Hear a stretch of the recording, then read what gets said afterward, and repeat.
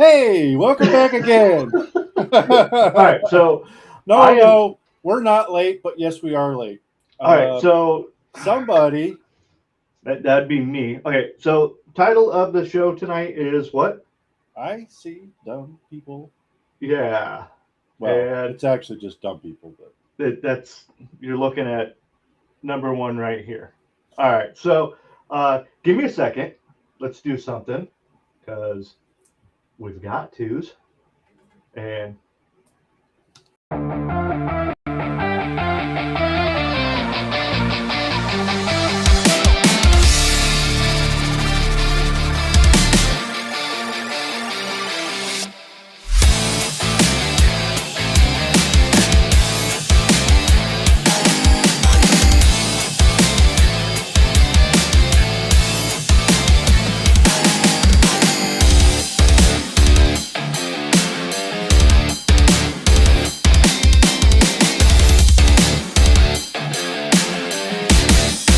Welcome to Poor Brothers Decisions.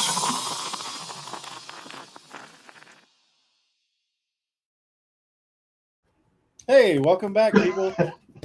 for the Ra- third time. Rather, welcome back us, anyways. All right, so Intro, Hoopy Star, absolutely amazing. thank you again for what you did there. If you guys need contact information for him, let us know. We can get that started. Um, Boomer moment. hey, Yep, it happens. Boomer, no, that That's was what. straight up Gen X Yeah, it was. after a long freaking week. Yeah. Okay, like I don't give two shits.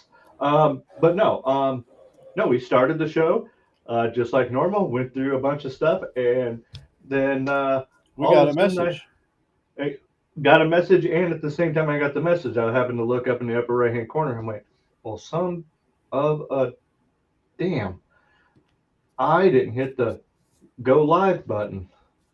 I pulled a Katie Z when it comes to technical difficulties." Hey, at And least we weren't apparently, 15, 20 minutes in. oh no, we were only like I don't know 7, Yeah. something like that. Anyway, There's a lot of shit to talk about in 7 minutes, too. we really did. So, And what are you drinking? I am drinking an old fashioned. Probably gonna have one, maybe two of these, maybe just the one. Um, but I'm keeping it light tonight, just a nice, refreshing old fashioned, nothing crazy. And you? You said Uh, something about a I coffee? I got espresso cold cream coffee. My wife made me, and it's excellent. And I have some Oh yeah, that Beaverkill bourbon cream I'm putting in with it. that is from where we. Um, Get our maple drip. yeah, yeah, and you got one other one from up that way. Um, Yep, it's right there that I haven't opened yet. yep. So, So but no, we. Oh wow, thunderstorms expected to start in the next couple hours. So, welcome in, Mama T99, Hoopy Hoopy Star, Star, Michelle. Michelle. Glad Yeah, to have you guys in. I'm sure there's a couple others in there just lurking, but if you Hopefully, come say hi. Pops is in there. So, real quick. Thank you for buying our shirts. All Hoopy right. Star, you're the man. I'm going to give my brother-in-law James a shout out. Thanks for purchasing the shirt, bud. And We Pops. appreciate it. And Pops got one. Yeah. So, Hoopy Star sent me a message that he ordered it and then sent me a message that he received it. And less than 13 hours later, Pops sent me a picture of him wearing it. So, yeah. Um, it's on katiesed.com. I know that we're going to, at some point, we're going to work out our own kind of little gig there, but for now, it's on katiesed.com. Yeah. It's not immediately like in the selection there. You literally have to put in Poor Brothers Decisions. Yep. And there's just kind of a generic blank. There's no picture of the shirt, but it's literally the brown shirt with our logo on it, just so you guys can see it. There is another one in the works being made, and as soon as that has been done, it's kind of a surprise right off the bat. kind of a surprise of what that one's going to be. However, once that one is finished and that one goes live, Hi, Katie. it'll be there. I do not have a onesie for Paisley yet, but I don't know if that can be done. I don't know if that's I can get it done. you can get it done. I don't know if it can be done in the shop, is what I'm saying. I could do it here. Okay. Well, then, Well, not me personally. I will enlist the wife to do it. We can get it done. okay. There you go. We will figure it out. So, Yeah, we need to get Paisley a onesie. I got a question for the audience. What would you guys like to see as like some stuff that you would like to see us? I know I want to maybe potentially get some hats. Why does your sister want a onesie for herself? What? Why is it just my sister? Because my sister wouldn't be running around in a onesie. I know plenty of women that would love to run around in a onesie. They run around in nuggies, not onesies. Kind of the same. Anyways, I was thinking like obviously I would like to do like some hats and stuff, but kind of thought like maybe some little trinkets like keychains or even a bottle opener or something like that. PVD? Maybe. The only thing that kind of gets me on that is there's a channel that I watch. It's PBG. Oh yeah. Yeah, Pole Barn Garage. So. Okay. But I kind of like the basic logo. Poor Brothers. Yeah, I think we might do like your hat. I like that hat. Do something like that if we can get around with that and some different colors, just plain black or find some camouflage and throw it on there. Yeah, do whatever. Yeah. Sorry about my mess, guys. I had my hair cut and then I didn't even do anything with it. So, anyways, if you guys have an idea, just shoot it over. Put it on the chat there. It might take us a while to get to it and make it happen, but we're not big. Well, hell, we're not even. What does they call that? We're not even micro celebrities, affiliate, whatever. I don't know. We're not even monetized. Oh yeah, we're not monetized. No. So I mean, we're just a channel that is out there and having some couple of brothers having some drinks and talking about idiot, dumb people. Yeah, that's today, dumb people. And like we were saying, we can't even get people to understand how to put their car in neutral. You're saying that, something basic when it comes to cars is you got to know how to change your oil, check your transmission, check your oil, check your transmission, check your power steering. But the problem with the manufacturers have taken that away. I mean, first thing they took away was the ability to check your transmissions anymore. You can't check them. And now the 25s and 26s, you can't even check your oil anymore because there's no dipstick. You literally have to have a computer to see where your oil level's at, or you have to rely on the computer system to tell you that your oil is low, or relying on your computer system to tell you that your oil needs changed. Did you buy the subscription to be told that your oil needs changed, though? That'll be next. So we're over here giving them good ideas, aren't we? Yeah. Son of a bitch. But no, the week was fine. So for me, it was absolutely fine. It just every day you just deal with a new type of stupid and a new type of idiot. I mean, you really are. Yeah, it blows my mind how many different ways people can be stupid. No, I'm not saying that I haven't done stupid shit before. We all have, but we don't do it consistently on a daily basis. Some of these people, holy cow.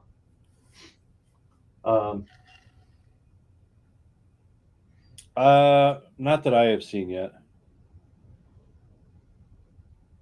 My AC doesn't work anymore because of a bad blower motor. I bought it 2 years ago. That's tough. Blower motors are just Especially in a vehicle that's all electric. um, It's electric. yeah. So you're just not getting fan speed or anything like that. You just turn the knob and there's no Nothing. blower motor or nothing, so you're not getting anything. So yeah, it sucks. Has a computer ever been incorrect? A Hoopy Star asked, has a computer system ever been incorrect and said there was more lube than actual? Like I said, it's new technology right now, so Well, let me we ask you haven't this. come across it yet. Has a dipstick ever read incorrectly? The operator or the actual dipstick? Well, sometimes they're interchangeable, but no, like a manufacturer malfunction in design or something to where you think you've got it all the way in or whatever the case is, and it says, "Oh, you're good," when you actually weren't. Like it says full, and when you pull the drain plug, I there's don't not a lot of know that there's anything specific on as far as oil that I've come across, but I know the Cummins 6.7 had a dipstick recall. How do you So- recall the driver? You don't. But I think that was just more of the O-ring wasn't seating properly on the dipstick, so they actually created a little lever that I'd have to I'm trying to see if I could draw it, but I don't know. It basically is like kind of like a locking lever, and you have to kind of So puts it in, it grabs it and holds it in place. yeah, it's just kind of a locking lever that holds the dipstick slightly better. But Hess 21 says that he's not talking about the AC on his vehicle, he's talking about the AC at his house. oh Yeah. man, I hope you don't live anywhere like outrageously warm. Just a couple miles from me. Oh, so knock on wood. So far, I haven't had to turn my AC on as of yet, but I know it's getting close. Well, At 70 degrees, I'm like, well, think about this. Sis is currently in Phoenix, oh boy, yeah. and when she comes home to no AC, to a place that's got a lot of humidity, and we're sitting about mid to high 80s with the humidity. You think her hair as a kid got poofy? Wait until you see her out here in this crap. So our high today was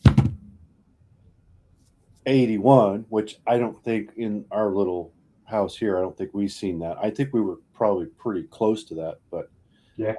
Inside of my house was like 72, 73, and that's Well, just with the fans on. Yeah, you got those little mountains kind of around you that keeps that little. Yeah, I'm in a holler. Yeah, Yeah. it helps.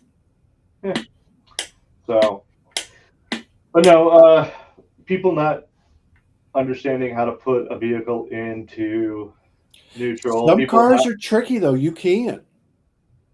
Some people. I mean, all cars you could put in neutral. It's just some cars are more difficult, and apparently a lot of people don't know how to.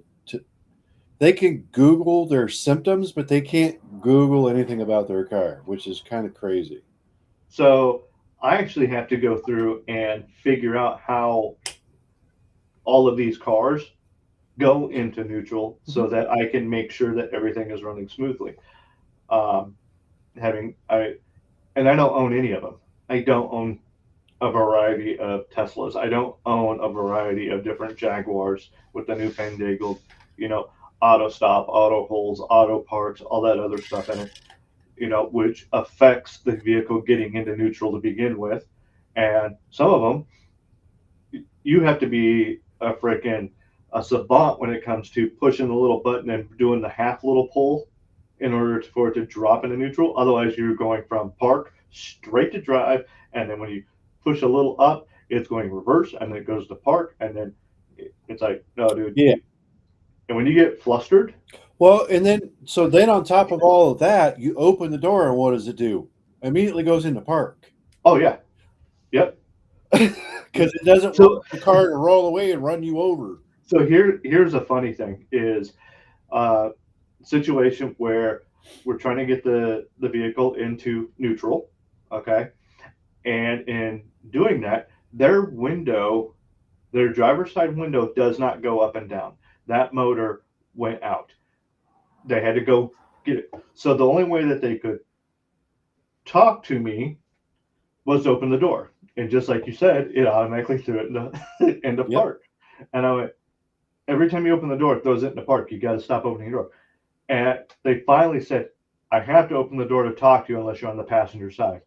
And I went, the window? And they're like, the window doesn't go down. I said, you could have left off with that one. I said, all right. So I go over to the passenger side and I'm like, all right.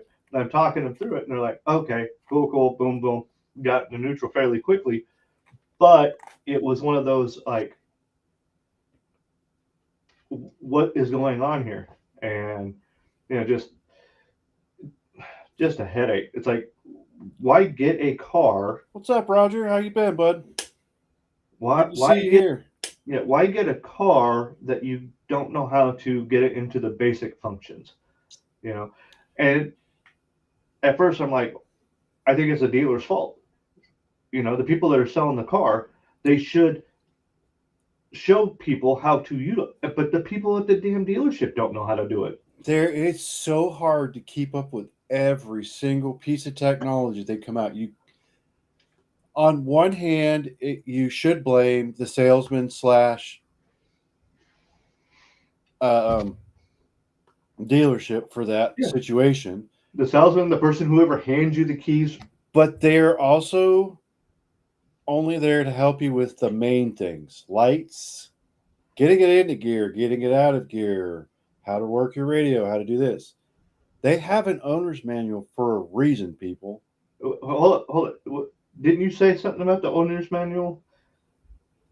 About, hey, you can look it up, but it's not going to be there. You got to look elsewhere. And, just like with Google, try and Google the symptoms. Most everything that you need to know about as a consumer, if not all of it, is generally speaking in the manual, owner's manual.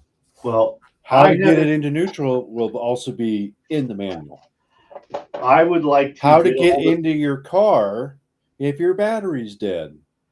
Because a lot of times people don't see a keyhole, but the handle is a two-piece handle. The handle opens like this and it leaves this little small square there. You pull that cover off of it and there's a keyhole there. Most people don't know that. Yeah. Because nobody's told them. But in order for you to find that, it's in the manual. And where do you keep the manual? In the glove box. So how But am I going to know how to get Do it? your due diligence when you buy the car, skim through it. Next thing you know, you've learned a lot of things.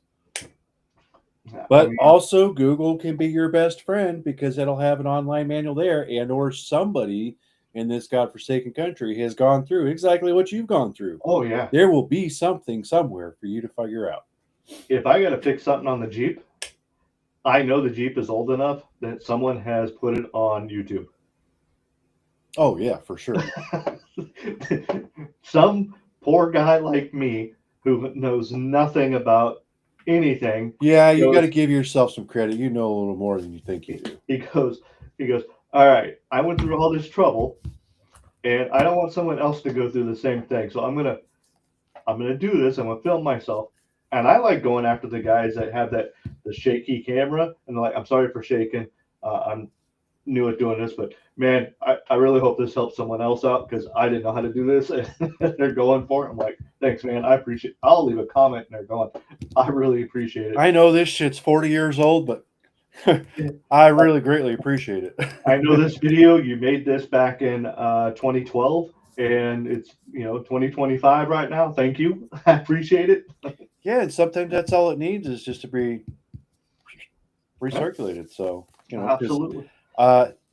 with this day and age and the way the cars are going and subscriptions, guess what?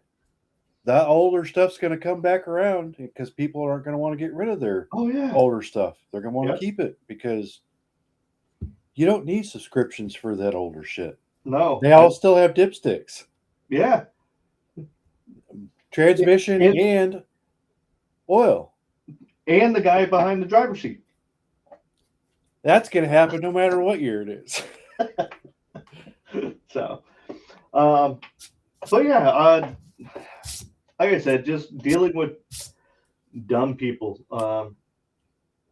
Sometimes it's like you got a scenario, you're trying to help them figure something out, and they give you the answer, and you're like, yeah, and they're like, I don't understand. What?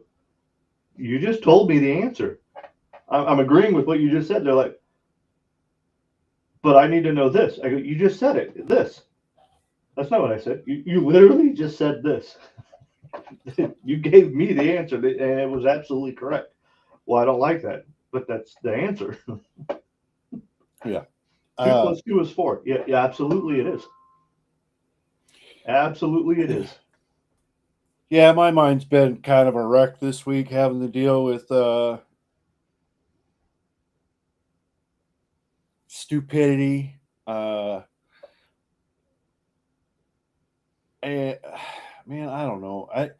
I hate bashing on people, but if I've got to give some kind of any advice, do your due diligence on the shop that you're taking your stuff to. Okay. I get why this shop owner did what he did, and I'm not going to bash him or his shop. Aside from, he has a motorcycle shop, and the stuff that he does and turns out has good reviews, and they are just phenomenal shops. The work that he does is, again, I can't blame the guy with the times that are going on right now. He tried to branch out, so he took on some automotive stuff. He hired a so-called mechanic technician, and this mechanic technician got a hold of a truck, and it happens to be a Hemi motor doing cabs and lifters, a water pump, an oil pan.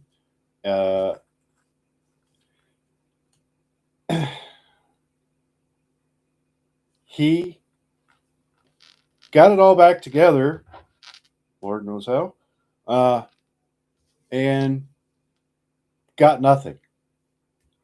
He had dash lights. He could turn the ignition on, but he got no crank, no nothing. They could not figure out how to get it to start, period.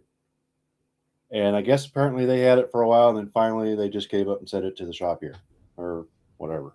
So did that mechanic give up, or did the owner of the vehicle go? I think it was probably both. And again, I'm not going to bash the cycle shop because I don't know too much about them, but I do know that they were supposed to be very well known and a reputable shop for doing motorcycle work. But like I said, I don't know if it was the owner / mechanic that finally just said, okay, well, we're just going to have to send it over here to figure out why, because we don't understand why. And it took me probably 20-25 minutes to figure out what they did. Okay. On the passenger side of a fender, there's a plug, a male and female plug that go together. Yeah. He didn't latch that. Once that was fully latched and engaged, it could crank and run. But I wound up pulling because I knew that this was a fresh deal. New cams, new lifters, new head gasket, new water pump, new oil pan, that kind of stuff. I would check the oil, make sure that there was oil in it. So um, I like to pull the ignition so that it won't fire up, because I like to check on new builds like that, especially when I do them, that I produce oil pressure. Okay. In order to do that, you have to crank it a few times and wait for the oil pressure gauge to show oil pressure. I ain't getting oil pressure. So, So anyways, are you hand cranking it to get that no, I'm using oil starter. moving? Oh, okay. Use starter. So, no oil pressure means no oil getting up to the top end of the motor, which means no lubrication on the brand new cams and lifters. So, anyways, I actually had to take the oil pan back off,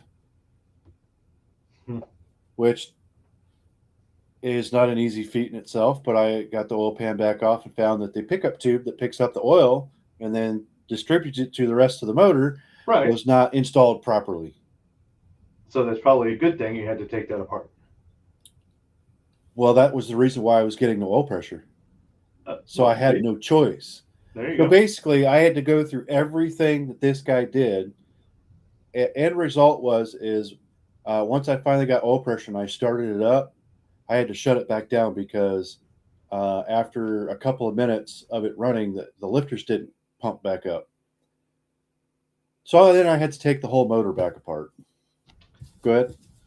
I have to respond to something right quick. Mhm. So I'm going to step off for just a moment. But I do need to respond to this. But keep talking because I'm going to be listening on my ear as you're going for it. Yeah. So, anyways, just like I was saying, just you know, do a little bit of homework and research about where you're taking your stuff. Check reviews. You know, go in and talk to the people. I mean, I don't know. It's so hard these days because you think you're talking to somebody that knows what they're talking about, and they actually really don't. And they can talk a big game, and it just so. Anyways, this is up for you guys. You guys got any questions for me, car related? I'm beat up. It's been a rough week for me.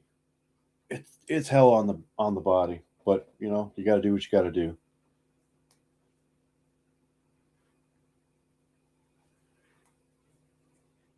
Anybody? No. Okay. So, anyways, I had to pull the heads back off, both sides, and come to find out. So, typically, when you do a heads and or when you do a cam and lifters job, you're supposed to replace the lifters. You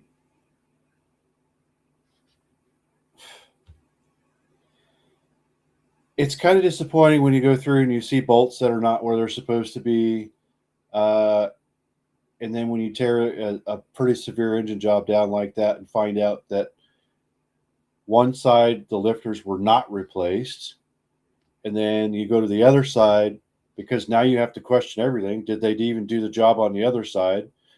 To find out that they actually put lifters on that side, and then you have to take your borescope and look down and go, did they even replace the cams? And as a seasoned tech, you could tell whether, especially in a high mileage vehicle, you could tell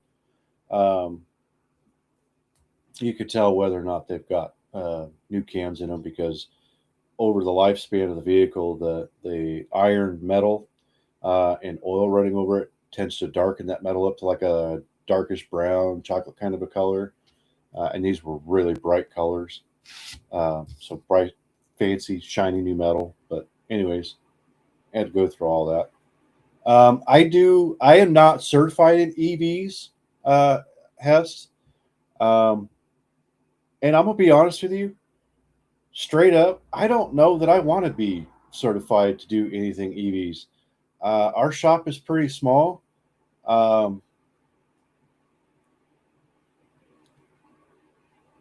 And the way that EVs are designed, with the high energy and the electricity and the high capacity that those things have.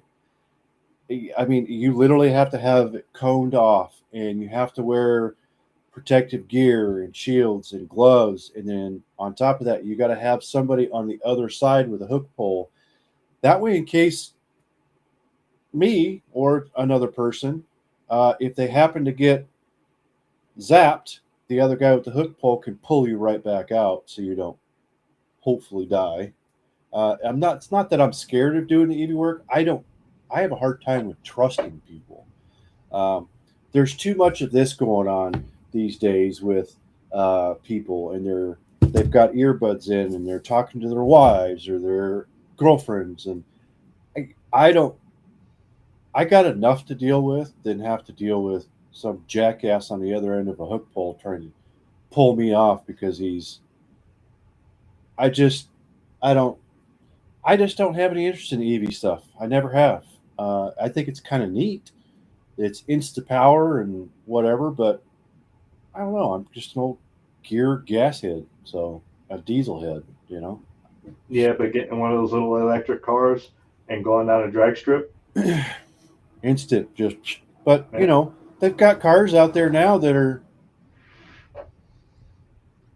I mean, it didn't take much. You could get in an all-wheel drive gas vehicle that produces 15 to 2,000 horsepower or more, and it's just the same as an EV as far as the feel is. And I just like, me personally, I just like the sounds. I don't like the fake speaker sounds. Thanks BMW. Thanks Dodge for a V8 engine sound. It's stupid. I'm old school, man. At least there's one car earlier today that was an EV. It sounded like the Jetsons. Yeah, they have. It's a. I mean, as it pulled up, it just sounded like the Jetsons. Yeah. They do that mostly in reverse when they go to back out, so people can hear you. Oh no, this one was going forward. Yeah. But is it much more difficult to work with them? Honestly, I really don't know. It's very difficult to find the dipstick. Or maybe it's really easy. You just got to look behind the correct wheel. I can't. So it's probably about the same, or it could be even a little bit more intense. Only in the sense, like I said, I haven't been involved in any of the drive motors or anything like that, or batteries, because they do have hybrid. What they call them, HCPs, hybrid control packs. Battery pack control modules, things of that nature. I'm sort of kind of familiar with them, probably more than I really want to be. But they all still have an electrical system, and you have to diag that stuff. And I'm not certified because I really don't know that I want to be. And when you get down into those EV cars, you have to know how to disconnect the batteries on those, and you have to practice safe etiquette with those cars, because it's no joke. They will kill you if you don't do stuff the right way. I got a quick thing for you. Mm-hmm. Your thought process on this, okay? Take the Cybertruck. Someone was talking to me the other day about the Cybertruck and how it's bulletproof, and you can come at it with a sledgehammer and all sorts of other stuff, and you can't get into it, right? So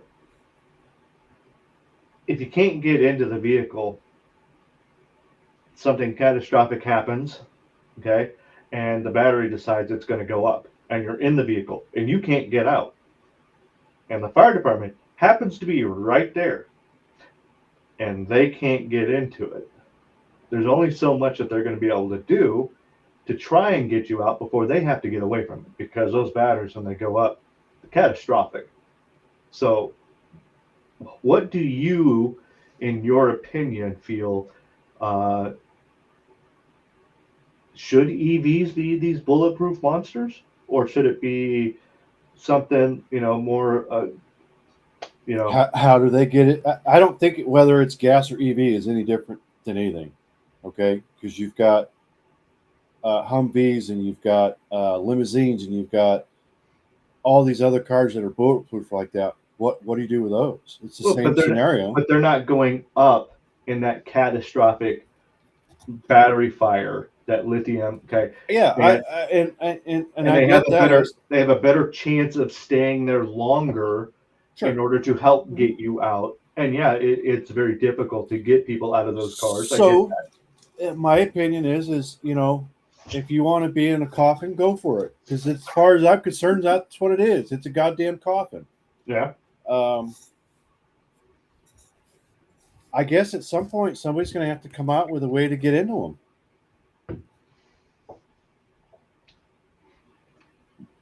I mean, I'm surprised that the Jaws of Life can't get in between one of those doors and rip it out. They're getting into an up armored vehicle with the Jaws of Life is possible, but it's very difficult, and it does take some time.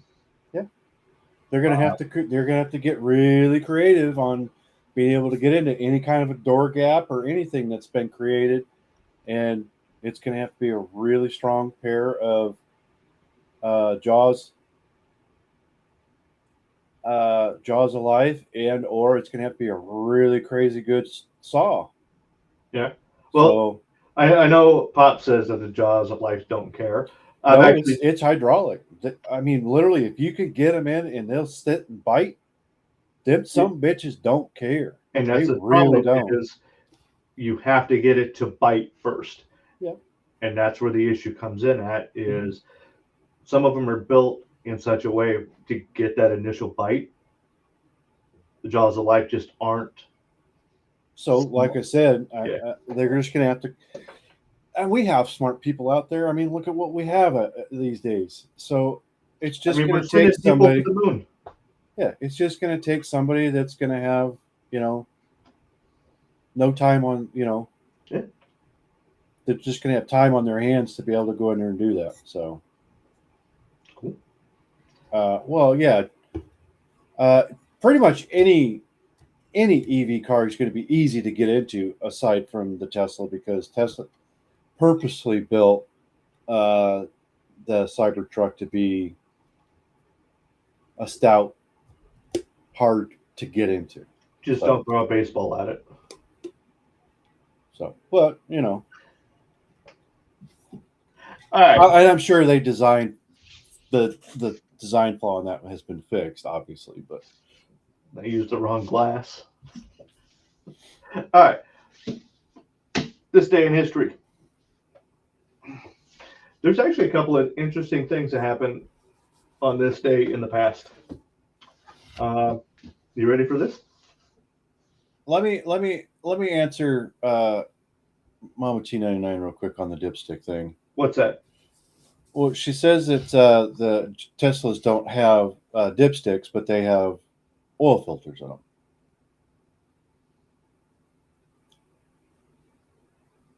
I don't know much about the Tesla platform, and I honestly couldn't tell you why they would have an oil filter, aside from having a way that the oil would actually be cooling the motors. And I don't know why they would use oil versus what they would just use coolant. Most of the EVs that I understand that are pure EVs, they just use coolant, which is like a glycol based. Okay, so I can actually answer this one because You looked it up. I did very quickly, because someone had said something about this before and it tickled my brain. I'm like, I actually know this answer. What is the answer? It's not oil for the engine, it's oil for the gearbox. So There is no engine. It's literally a motor. Correct. So Correct. it would be So the there wouldn't- gearbox oil. So there wouldn't be a dipstick in that, because the gearbox is a closed system. So But what?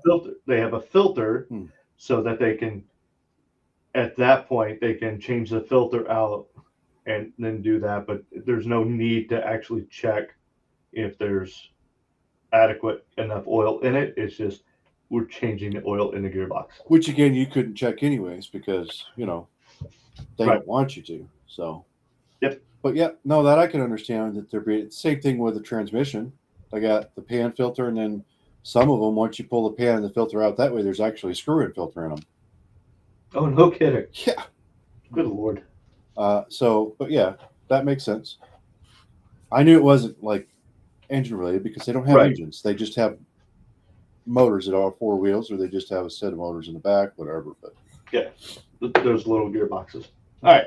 This day in history. Like I said, there's a couple of interesting things that happened on this day throughout history. So, and today being the fourth day of the fourth month. Let's see here. The first prime minister of Britain in 1721 was Sir Robert Walpole. So he was the first Earl of Oxford, longest serving prime minister in British history, having remained in office until 1742. Controlled the government with his brother-in-law and political ally Charles Townshend, the Secretary of State. So Britain's got the monarchy and everything like that, but when they started doing international stuff with other countries and stuff, and they weren't, the king wasn't chopping everyone's head off, and they started putting parliaments and all that in there.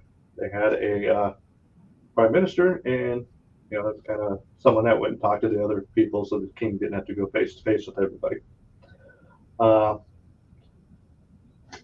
The first lecture on paleontology was in 1796 by Georges Cuvier.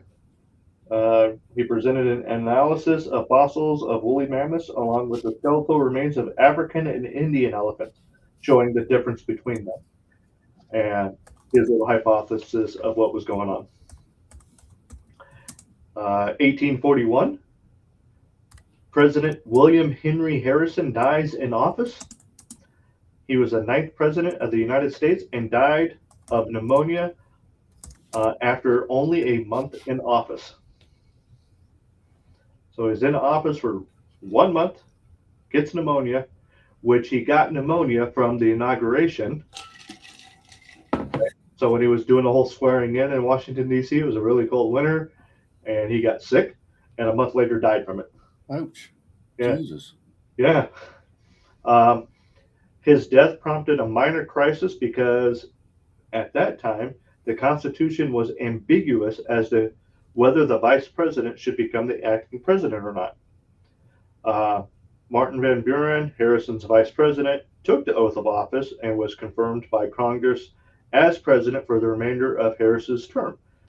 This established the precedent that remained until the 25th Amendment was ratified in 1967.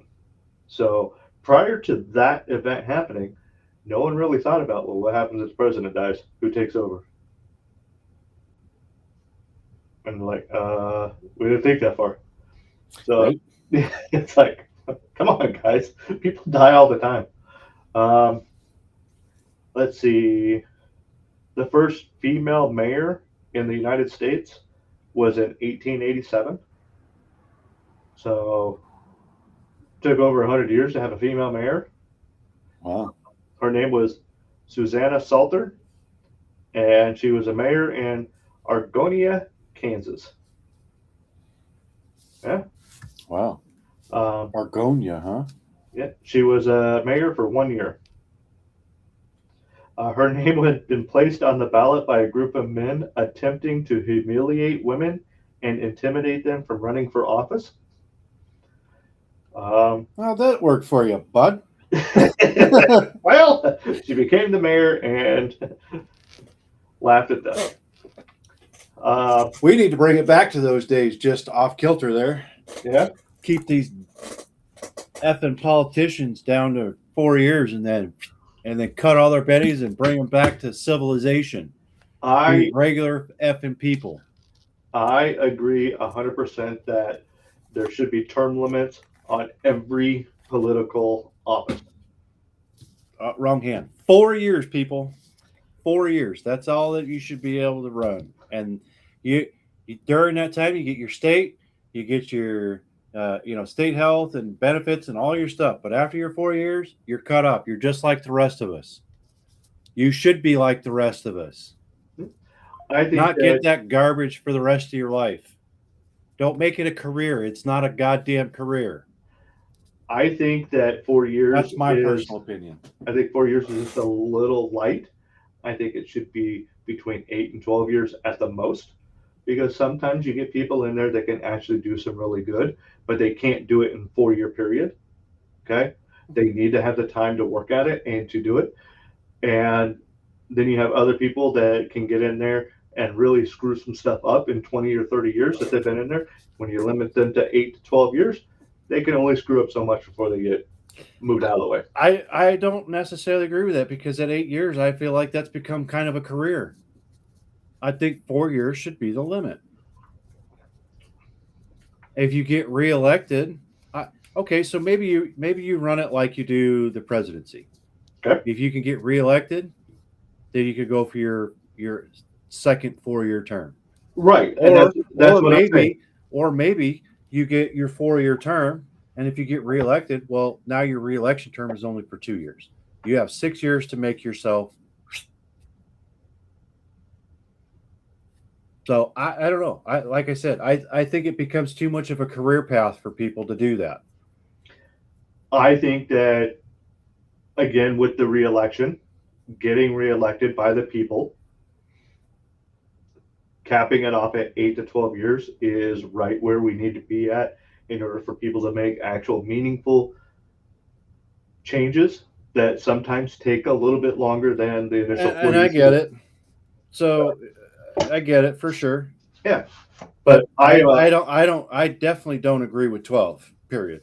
No, I think 12 would be, you're on your way out. You're done. It's not, I'm getting elected at my 12th year to do another 4. 12 years. No, I don't. Out. I think after your 8, if you're going to do it, you got 4 years, you get reelected, you got 4 years. So at the end of your 8th, you're done.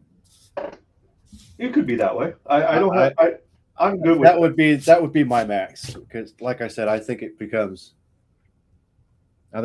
too much of a career thing, and you need to have fresh eyes and fresh brain, and I don't know. Like I said, I just don't agree with it. I think the way that they've got it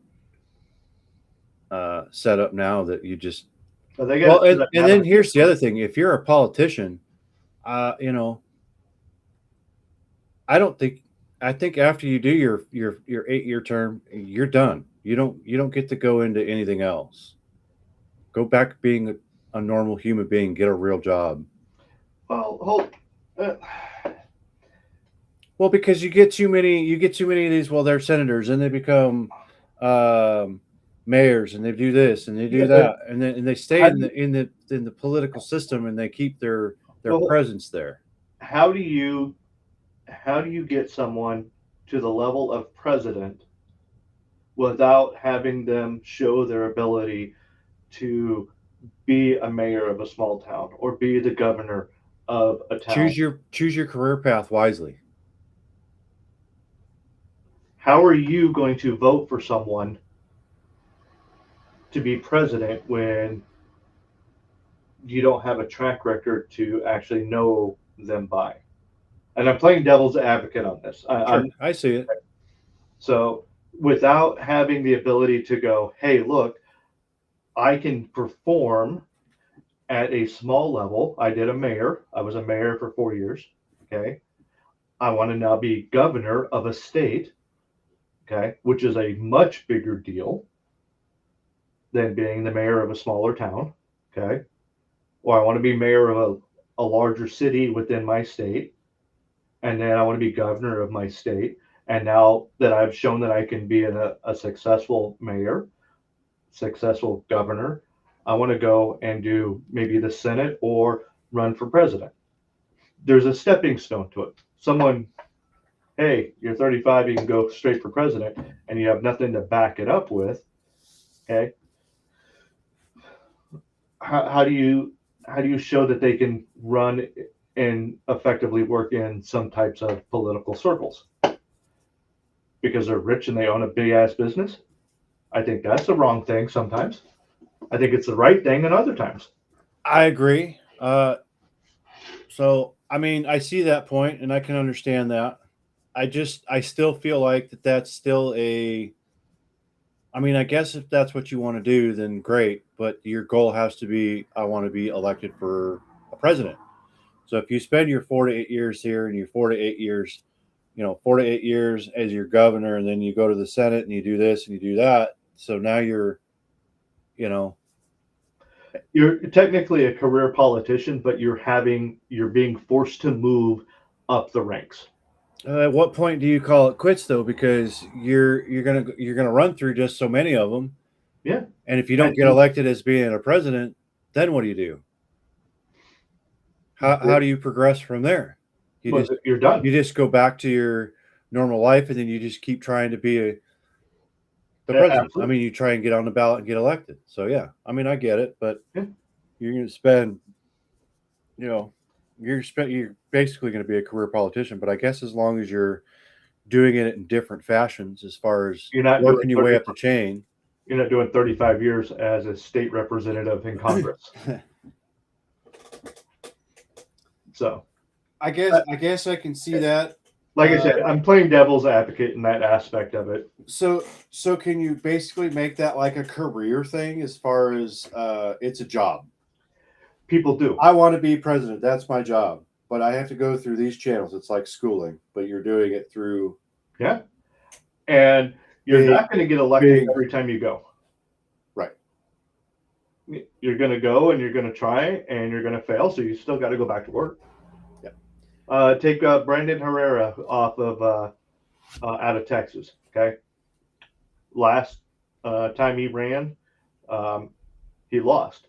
He didn't lose by much, but he still lost. So he had to go back to doing his day job. Now, the re-election happened again. He goes, I'm gonna put my hat in the ring again. He went out there, fought hard and everything, and ends up winning this time. So now he can go in and do that. But when you lose, it's not like you can just, not go back to doing what you're doing before, to a job. So I like I said, I think the end result is, I just don't think that they should have a lifelong career in one position. I agreed. I absolutely agree. You got to be moving up. Yeah. If you're not in the business of just getting out and moving yourself and furthering yourself up, and you're just comfortable because you can shake hands and you can make money, and you're in it for free health care and lifelong benefits, I don't agree with that. That's not. No, I agree with you on that. I believe that you are just like all the rest of us. Yep. You should have, your salary cap just like everyone else does. And there you go. Well, I like I said, I think the problem with a lot of these politicians and all of these other people is they get a big head on their shoulders, and they feel like they deserve what they're getting. And they're not in it for the people anymore, as Nope. far as I'm concerned. They're in it for themselves, or how it can better them in the long run. Oh, yeah. How can I get my pockets to be, this big to this big or bigger?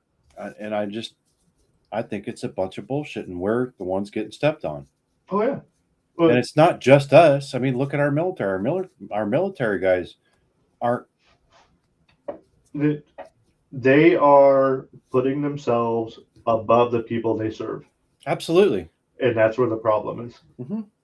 Now, And I'm it's not saying all about the money. That's all it Yeah. is. and I'm not saying all of them, No, because it's not. There- I won't go that far, but it Yeah. is. It's a a good deal of lot. It's a lot of them. it's a It's good a deal lot of them. If they've been in there 20 years or more, yeah, Yeah. they fall in that category. Well, here's something else. 1949, the North Atlantic Treaty Organization was founded. Tree or treaty? Treaty, Okay. NATO. 1949 on today's date. I'll be damned. Yep. And 1968 on today's date. Can you guess what happened? Well, Martin Luther King Jr. was assassinated today in 1968. Oh wow. Yeah. And it's kind of weird, living in the Atlanta area. That didn't pop up as loud as it has previous years. Kind of interesting. It wasn't as loud as it was in the previous years, and I'm wondering why that is. Don't get me wrong. He had his flaws. I don't think he should have been killed over it. He did some good stuff all the way around. He did some shitty stuff all the way around. It is what it is. But that's not to get assassinated. I think that was a little governmentorial. And then 1975, Bill Gates and Paul Allen founded Microsoft on today's date. So Bill Gates dropped out of college. He sat down and got with Paul Allen and went, can we build a computer that we can do at home? Absolutely. And that's what they did. And then 1994, on today's date, do you remember Netscape? The precursor to like Google, the precursor to Yahoo and all that other stuff. That sounds familiar. Yeah. Yeah, that it was founded I on gotta this date. dig way deep into my brain for that one. So, there's that. I know you got to go do something right quick. Go ahead and do what you got to do. Everyone, if you could, again, hit that like button, hit that subscribe button. It does help keep us moving forward. Again, we're going to try and come out with some different shirts, maybe hats, stuff like that, so that you guys can, partake in some of that. We're not really making any money on it. I think that what we've got going on is, just kind of, hey, look, it's out there. We're going to try and pay for, shipping, pay for the cost of making and stuff like that. And we're not really going to make anything on it at the moment, anytime soon. But we want to be able to get it out to you. On top of that, if you got suggestions on, a hat or a shirt or something, let us know. We like that. On top of that, if you got suggestions for topics in the show, Pops, I haven't forgot about what you had suggested. I'm still working on the notes on all of that. Just one of those things. Shelly, you said yesterday in 1973. So April 3rd, 1973 was a huge day in history too. Let me see if I can figure out what you're talking about, because I got this handy dandy little book here. And as old as I am, 1973 was not in my repertoire. Oh yeah, look at that. Martin Cooper makes the first mobile phone call in 1973. Matter of fact, he called his mom, didn't he? Let me see. No, he called his rival.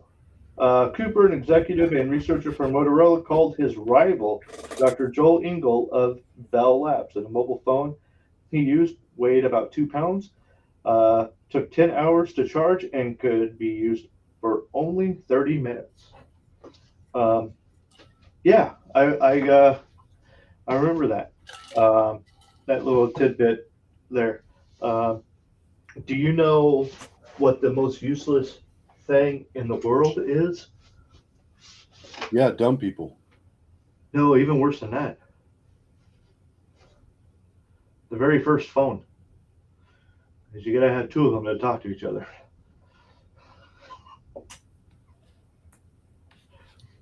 What about a paperclip? Without paper. So anyway, Grandpa Johnson was born yesterday.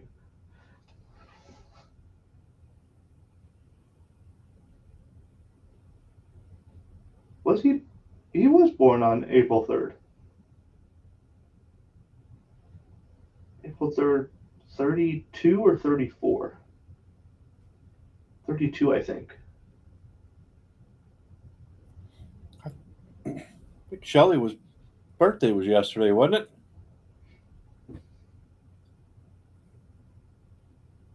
So she was born on the same day that the first mobile phone call was made? Is that what they were talking about? Hey, Shelly's here. We got a live one on our hands. This one's definitely a live one. Yeah. So, all right. You got anything cool and interesting going on, or any news wise? No, No. No. no. I have been busy all week doing cleanup. Oh, yeah. Yeah. And when I say cleanup, I don't mean just on the one particular truck. I mean on all of the other vehicles that have been in the shop. I've had my hands in. So I've been helping out both the other techs. So, and I love it. I'll be honest with you, I love it. But it's Tiring.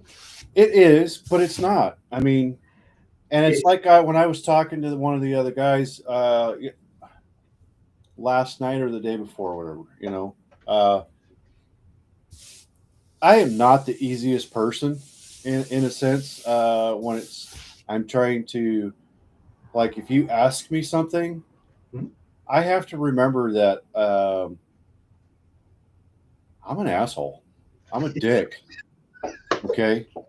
And I don't mean it in a bad way. It's just, no You're offense, Dad. But, you're very to the point and very well, and sometimes I come off as just you don't like, give a shit. really, You're gonna tell really, them. how the fuck do you not know this kind of shit? And Oh it's yeah, like, yeah.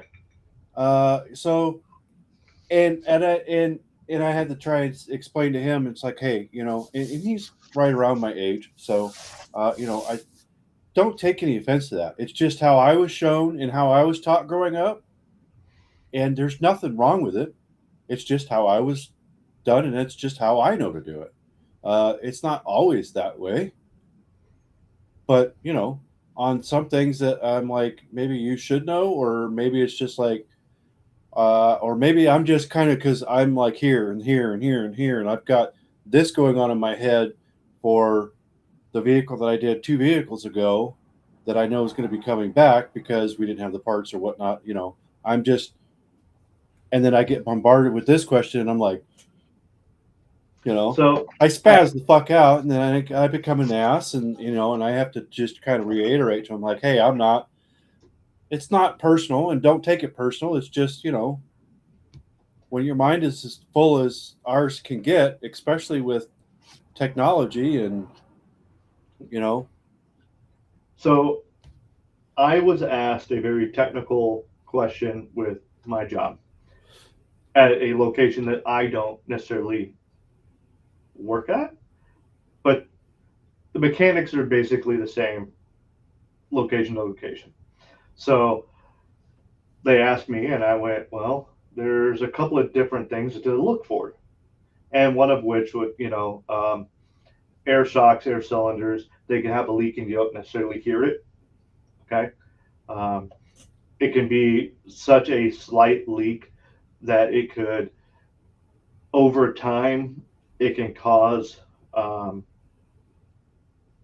misalignment of a, for lack of a better word, of the chassis. Okay. And therefore it would not move as fluid as it needs to because it quit functioning the way it was supposed to with that air leak. Okay. And sometimes you don't even realize it until it's too late and you got to replace the entire thing. Anyway, I was kind of explaining this, and like you said, someone else asked another question, and I went, yeah, well, that doesn't make any sense. And then I had to remember it doesn't make any sense to you because you've never done this before and you're just asking a question trying to get information. Right. And me, I'm in the middle of my thought process. I'm in the middle of what I'm trying to So convey the information of. and it's not just your thought process, because your thought process is also going with the thought process of how it works, Yep. as well as the thought process of the person, the other person, and then you have another person coming in asking a question. You're going, wait a minute, On something else a little different, yeah, but enough to go and look at him and go, what are you talking about? Quit Uh-huh. being stupid. yeah, I've done the same exact shit. And I'm like, hold up. I've been in that individual's shoes, not realizing that I just walked into a hive of freaking angry hornets because they're working on something else. Now, my question was valid and it was important to me. Right? It generally is to us. Yeah. I didn't realize I'd walked into a situation that was even more important that did not involve me, which is very rude, if you ask me. Yeah. Not having me involved is very fucking rude. Anyway, I had to remind myself, hey, he's asking about something different. Answer his question. Be respectful. And sometimes in the moment you don't think about that. Correct. Sometimes it's 10 or 15 minutes after the conversation. Sometimes it's like 3 or 4 hours or the next day. And then you I'm have also- to go, wait a minute. I need to go back and apologize. I had the kid come up to me and go, I didn't mean to interrupt you. I didn't realize. I am really sorry. And I went, what? And then like when I went, oh, and all of it replayed in my head. I went, oh, Yep. I was like you said, I'm a fucking dick. You know, and I'll be the first to admit it. I'm an asshole. I don't care. And that's basically what I said. Like that's not on you. You asked a valid question. I was in the middle of something else. I didn't give you the information in the most appropriate way, and you know, but That's on me. over the last couple of years, that individual has learned not to take anything that comes out of my mouth personal. First off, because what he has learned is I'm going to teach him stuff that no one else is going to teach him. Right. I'm going to teach him in a way that whether he stays in the industry that he's in right now or moves to a different industry, he's going to have the ability to think 3 and 4 steps ahead, to take a situation and troubleshoot a situation, not necessarily something mechanical, not necessarily something electronic, or a situation, troubleshoot people. Mhm. And he has realized that, you know what? I just gotta look at all the stuff that I'm being taught and take it and run with it because I'm getting an education that I'm not getting at school. I'm getting an education that I'm not getting from other family or other friends because for whatever reason, this guy is vested in me being a good individual in society. Period. And we don't have that anymore. No. We don't have that camaraderie anymore. It's Yeah. very, very far and few between anymore. And we need to get back to that point where we can start trusting people, but it's pretty difficult. And I don't want to be mean about it, but it's pretty difficult when you're dumb. Can't fix stupid. And it's not just, and I guess it's more of a common sense problem than it is anything else. Well, I don't disagree with that to a point. A lot of it is common sense. A lot of it is just People aren't taught. self-centering. People are not taught what common sense is. Right now, what do you have within arm's reach? Yep. Okay. That's what some of these, especially younger generations, have. Okay. How did you do a research paper in school? Books. You had to go to the library and Yep. you had to understand what the damn Dewey Decimal System is, which is programmed into my head, and I still don't understand why I remember it. I haven't touched it in 30 years, Doesn't matter. but it's there, and I know how to do it. It's But just like the alphabet. It's we, programmed in our brains. yeah, We but learned it when we were little. we learned in a different way Mhm. that these younger generations are not learning. So common sense. We is weren't not- coddled. But Pops is going to say, yeah, we were coddled.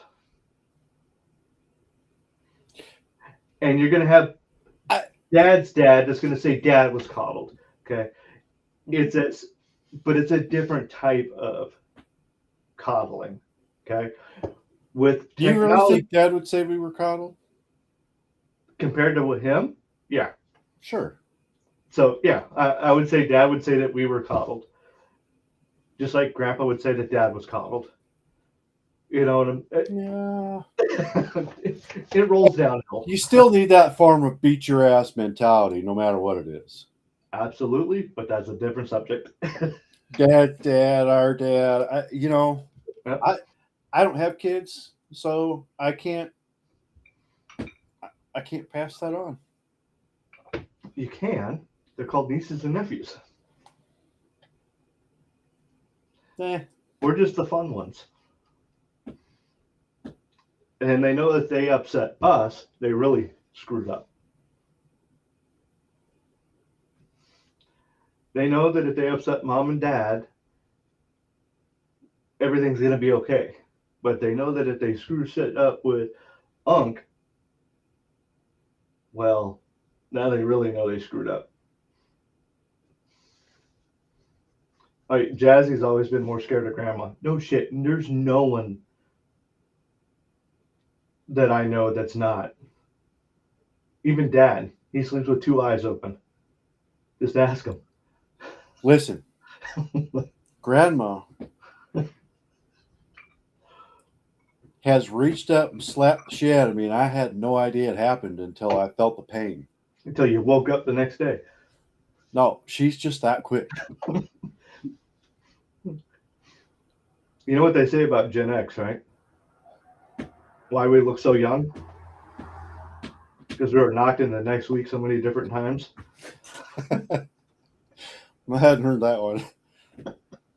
So, but no, the common sense thing, common sense can be taught to an extent. It's reprogramming the way that they think and the way that they look at information. Because right now they're getting information with the little Google machine in their hand but they're not processing how that information was originally obtained or what went behind that information, such as math. What caused math to work the way it works? Okay. I don't care. It just does it. Well, that's the problem, is there's no why behind what you're looking at. Why behind the how?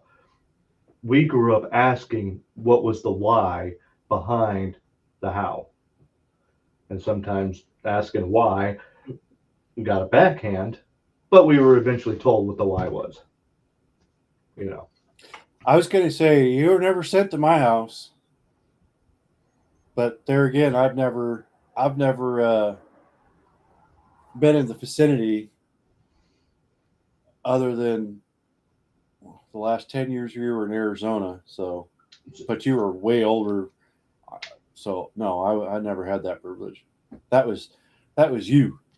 So Jazzy and her little sister and her little brother, LD, they have all been sent over here because they got on Sis's last nerve and not only set it on fire, but jumped on it while it was on fire. And she was about to commit a 20 to life. and said, I'm going to send him over to Dave's house because I don't think prison food is really good for my figure. And yeah. It's like, good grief. What do you guys do? Every once in a while, I kind of wonder what it would like to have been a father, but more often, I kind of just grew up. I really didn't want kids. I mean, I grew up. I just didn't want kids. Uh, I think it's natural that every once in a while you're going to wonder, But I have a stronger ambition of not being a dad. But every once in a while, I also wondered what it would be like to be a dad. And I think I'm probably pretty glad I'm not, just because of my temperament. Um, Especially if I would have had a little girl. I would probably literally be in jail if something would have happened. Like, no shit. I I've had, and I have currently, young ladies that have worked under me. Okay. And I've always been that one boss that didn't treat them any different than anyone else that was there until a customer said or did something. And then Oh, wait a minute. Yeah, the, no, I the, know that. the very first time it happened, I happened to be within earshot of what was being said. And I walked over there and got between the two of them. I went, "You are no longer allowed on the property. You can leave." And they're like, "You can't do that." I was like, "I'm going to do it. I am doing it. And if you really want to wait for the cops to show up, because that's what's going to happen, is the second that this goes any farther than what it is right now, they're calling the cops because they're going to need to. Because someone's going to need to call the ambulance immediately after." I was going to say there it won't be Yeah. just cops. It'll be a freaking ambulance to pick your ass up too. And the second that happened, the word went out to the other young ladies that were under my employment, like, "Hey, uh, just get a hold of Dave. He'll straighten it all out. You got nothing to worry about." Yeah. And every single position I've had with different companies or whatnot, that has very quickly been established. I've even had one of the managers, she was a manager, and she was dealing with the situation, and I was standing there letting her deal with the situation. That is her location. And he all of a sudden said something that I went, "That's a little too far." And I walked up and I got between them. I looked at her and I said, "Hey, um, I think you got a phone call." She goes, "Okay." And I go, "You might want to take that phone call." And Lucky you. but she walked inside, and as she's walking inside, she's thinking to herself, "My phone's in my pocket, and the office doesn't have a phone that rings." And then she turned around immediately as she walked into the building, turned around, and she sees me with my hands in my pocket, just getting closer and closer to the guy, going, "You're done. Go away. We're not dealing with this right now. And if you don't like it, great. You can do something, you can do whatever you want about it, but it's not going to happen here." And just, it was one of those things where you're going to be the same exact way. That protector, whether you want to or not, you're just going to do it. Kale asked, "I work in the trades. How do I teach adults to have this?" That common sense stuff is what he's asking about. You you don't. I mean, they kind of have to have that already in them. I'm not exactly sure how you would teach common sense, because I think you just either have it or you don't. You can teach the Fundamentals of it. you can teach the fundamentals of the troubleshooting aspect of common sense, but Kale is young 20s, mid 20s, and he's talking about guys our age. And if we have guys our age that don't have any common sense, They're not going to get it. they're not. Write it off as it's done, it's over with. You know what I'm Yeah, saying? you just got to let that train leave and just you're done. You- Move just, on to something else. Yeah. Fight your battle on something else. And then Shelly goes, I don't know when we asked my dad why. His response was, because I'm bigger and I'm meaner than you, and that's why. That was the only explanation we ever got for why. But as a grown up, I now know why. Because I'm bigger and meaner. Absolutely. JT said that, you know, because I'm bigger and I'm meaner, you're gonna do what I say right here, right now. We knew But, we knew not to mess with Dad, right? You know, Yeah. he had his way of basically saying, "I'm bigger, I'm meaner." Yeah. And But it's here's just the way it was. When here's I the- looked at JT, I knew not to mess with that dude.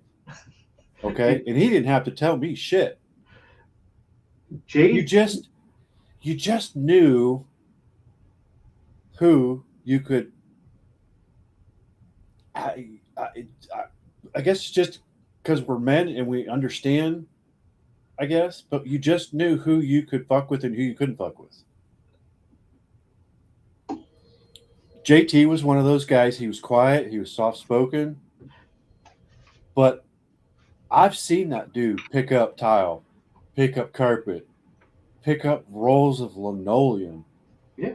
And that's not light. No. fuck no. But here's the other thing, though.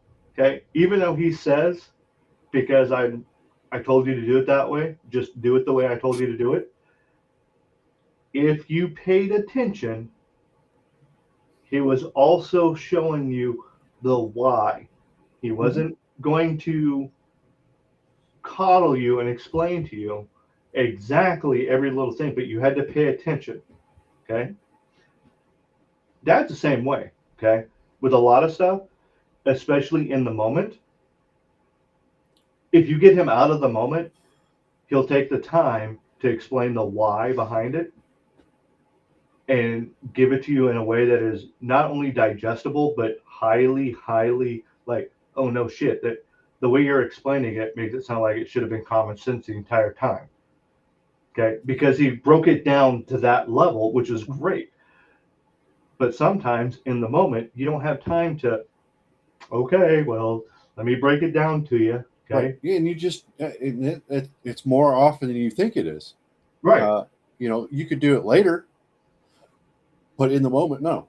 And by the way, teach old dogs new tricks. My ass. You just can't teach them common sense. I'm old. I have common sense, and you could definitely teach me new tricks. I am because we have 100%. common sense I agree. and a willingness to learn. That's what it is. That's the biggest side of it, is the willingness to understand it. Yeah. And learn. Absolutely. I have no choice in the industry that I'm in, the profession I'm in, that I have to understand and learn things. Okay. Mhm. So Yeah. there's some stuff I don't necessarily understand. And there's been some stuff that I have not understood. And I've had on multiple occasions, not just my own father, who I owe a lot of this knowledge to, life experience as well, but also from other technicians. Yeah. They have a better understanding of some things than I do. I have a better understandings of some things than they do. So to be able to bounce that off is phenomenal. You need that kind of camaraderie, because if you don't have that, how the hell are you supposed to learn? Well, perfect example. In what I do, there's older machinery that I was taught on. Well, all of the new stuff is being put in, and I'm having to learn all that, and that's fine. But all of these younger kids are learning on the new machinery. But they get into this old building that has some of the old stuff, and they have no idea. And to give you an example, one of the mechanics at the company I worked with before actually called me and goes, "Hey, Dave, I'm working on this and I'm trying to program it, but the problem that I've got is I don't remember how to do this." I said, "Look, man," I go, "it's been a couple of years, so tell me what you're seeing." And so he's describing everything in front of him. Hit this button, do this, do this, do this. And he's like, "How the hell do you remember that?" I said, "It's because that's what I was first taught on. And when you're first taught on something, You know that like the back of your hand. it's like when you first learn how to drive, if you first learn how to drive a stick shift, you're never going to forget how to drive a stick shift." Okay. Oh, it's just like a bicycle. Yeah. You learn. Yeah. Yeah, I think there wasn't pretty much anybody that we ever knew not to mess with mom. She, Chris and I could probably tell stories about mom. The 8-foot bullwhip being one of them. And I've got a bullwhip, and I still ain't figured out how to do it anywhere near what she could, which is kind of sad because I've practiced and I've practiced, and she's like those, those little mamacitas that grab their sandal and they throw it at you and they can hit you from around the corner. Yeah, like one of them, just ninja-like reflexes. And when I say ninja-like reflexes, go ahead, play Mario Kart against her. Go ahead. Keyword, Mama T. Keyword. Absolutely keyword. If you have common sense. Yes, if you have common sense. Yeah. So, let's see here. I've got some stuff on stupid criminals. Would you like to hear some of that? So, I'm game. Okay. I mean, so I've got 10 of them. I'm going to go down this list. Okay. Number 10. Dude's name was Maganga Maganga. Don't ask me. I have no idea. that sounds to me like a lazy mom and dad. Or foreigner. Just lazy. Um, We're going to give him his first name and last name is the same. So 17-year-old boy out of Omaha, Nebraska, decided that he was going to stick a gun in the face of a woman and demand her car. Cool. Here's the keys. I want nothing to do with it. You can do whatever you need to. Just please leave me alone. Okay. She obliged, gave the boy a car, and he tried to take off. And for about 30 minutes, he tried to work this manual transmission before giving up, which was enough time for the lady that had her face pistolized, to go get a hold of the cops, and they come out and get his ass. So, yeah, he tried to run on foot, but yeah, he was caught by the cops. So, I don't know about you, but the very first vehicle aside from the 79 Honda CB750 Super Sport that I had, I actually did learn how to drive a 5-speed before that. Uncle Robert, God rest his soul. Uncle Robert actually showed me how to drive a 5-speed manual. Jesus, I was probably 15. Yeah. I understood the concept of it. Way before then, but yeah. Way before then, only in the aspect of, because I remember growing up in the backyard, we had a couple of cars back there and they had the manual transmission in it. So I would, obviously being out driving, I would understand first, second, third, fourth. And then they came out with first, second, third, fourth, fifth. But, I understood the concept of that. I just never had the pedal situation down. Kind of sort of knew, but you just never really know until you actually get into the Right. situation. And I can pretty much credit Uncle Robert for showing me uh, the basics of how to do that, because I actually got to learn a little Well, bit. So he was probably one of the more talented individuals when it come to anything with a stick, yeah, uh, absolutely, due to his profession as a career truck driver. yeah, uh, he understood that stuff better than a lot of people. That yeah, He could literally be sleeping and figure out and know what gear you're in. he told me, he goes, look, you can shift without ever touching the clutch, and I went, what do you mean? And he explained it to me, and I eventually got to the point where I could do that. It's called rev matching. Yeah. Mhm. And it was still just as smooth as if you were putting the clutch in. And he goes, you learn that over time. And I was like, huh. But it was not from him that I learned how to drive the stick, but The trucks are more forgiving for that as far as the semis. yeah. When you get into it's harder to do that in some of the newer stuff now. It's still possible. It's just harder on the unit itself. GTO, another one that was a hard one to rev match on. It was just, those Tremix just.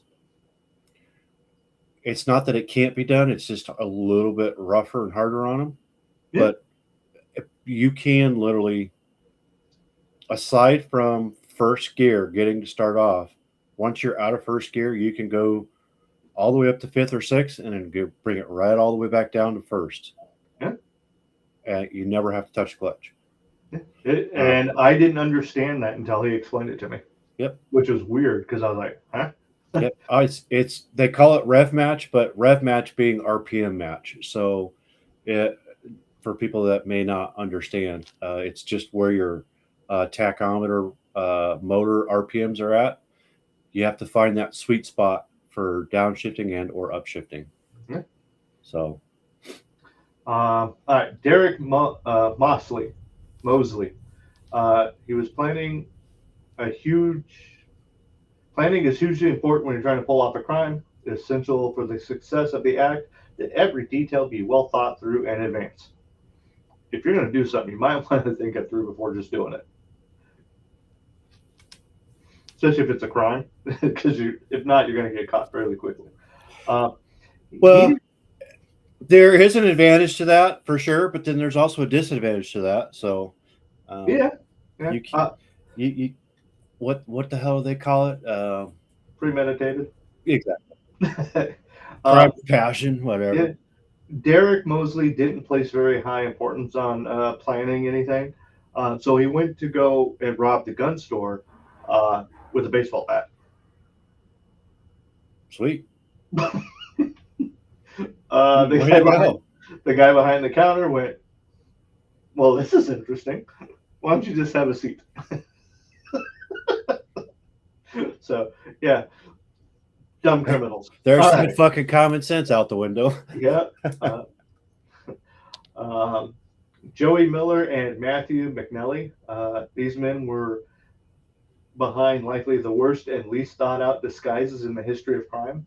When committing their misdeed, they did not use the masks, hoods, or baklavas typical of most criminals, but instead chose to draw on their face with permanent marker. While it may have made them hard to recognize during the crime, permanent marker is, as the name suggests, kind of permanent. Hard to remove, which led them to be very easily identified when the police were looking for them.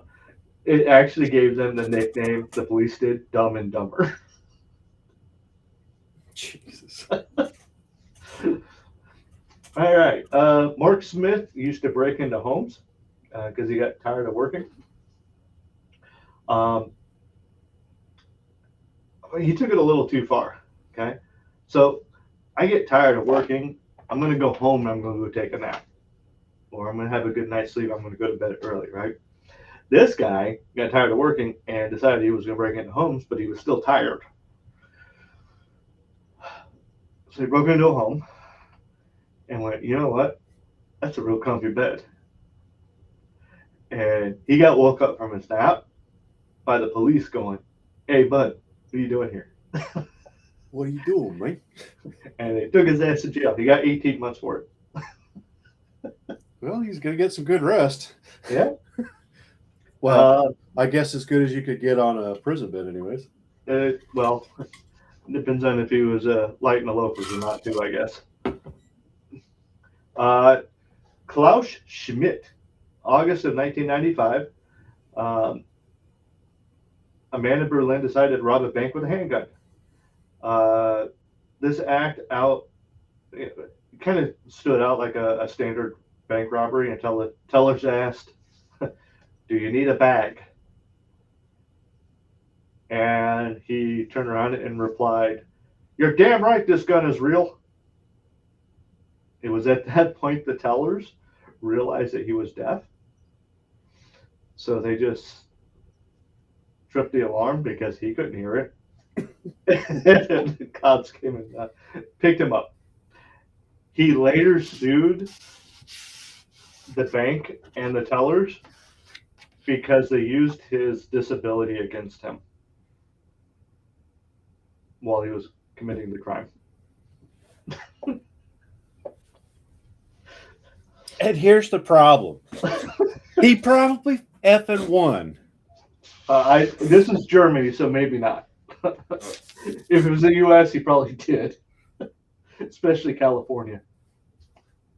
Number 5, James Blankenship. While attempting to break into and rob his own mother's home during broad daylight, he got spooked and went to hide in the crawl space. When apprehended by police, Blankenship was extremely stunned because he didn't think it was possible to be arrested for burglary during the day. That's right. He thought you could only get arrested for burglary because it was nighttime. Good Lord.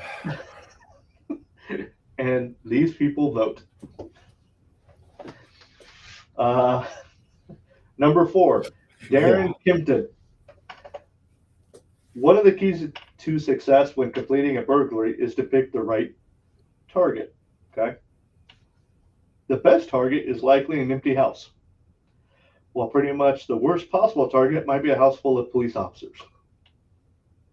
That's like robbing a Dunkin' Donuts right before shift change.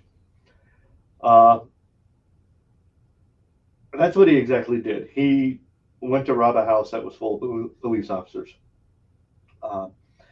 It had been already burglared earlier in the evening, so there were police there already. And when he How do you not see all the cars? he tried to break in at a separate part of the house where they were not at.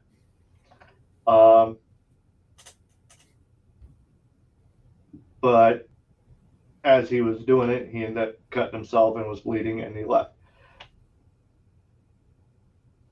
The police followed the blood trail and picked him up pretty quickly and identified him as the one that was trying to break into the house that they were already in. Jesus goddamn Christ. All right. Got a couple left. Ruben Zarate. 2008, an 18-year-old man named Ruben Zarate attempted to rob a muffler shop in Chicago. After demanding money, he was told that most of the cash was stored in a safe that could only be opened by the manager, who wasn't scheduled to come in until a few hours later. To have himself some trouble, he left his cell phone number for the store to call him when the manager arrived so he can come back. And that was even dumber than I fucking thought it was going to be. So when the manager arrived, they called him and said, hey, the manager's here. So he came back because he's going to rob it. because that's when the manager was going to be there so they can get into the safe. And the police were there when he got there. There was a brief shootout with the cops before he was eventually arrested.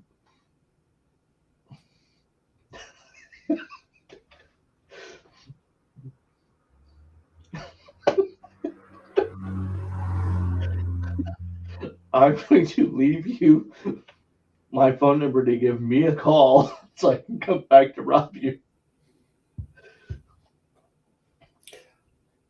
Like I said, that was dumber than I thought it was going to be. I Yeah. thought the guy was just going to leave and then come back around the time the manager was supposed to come back.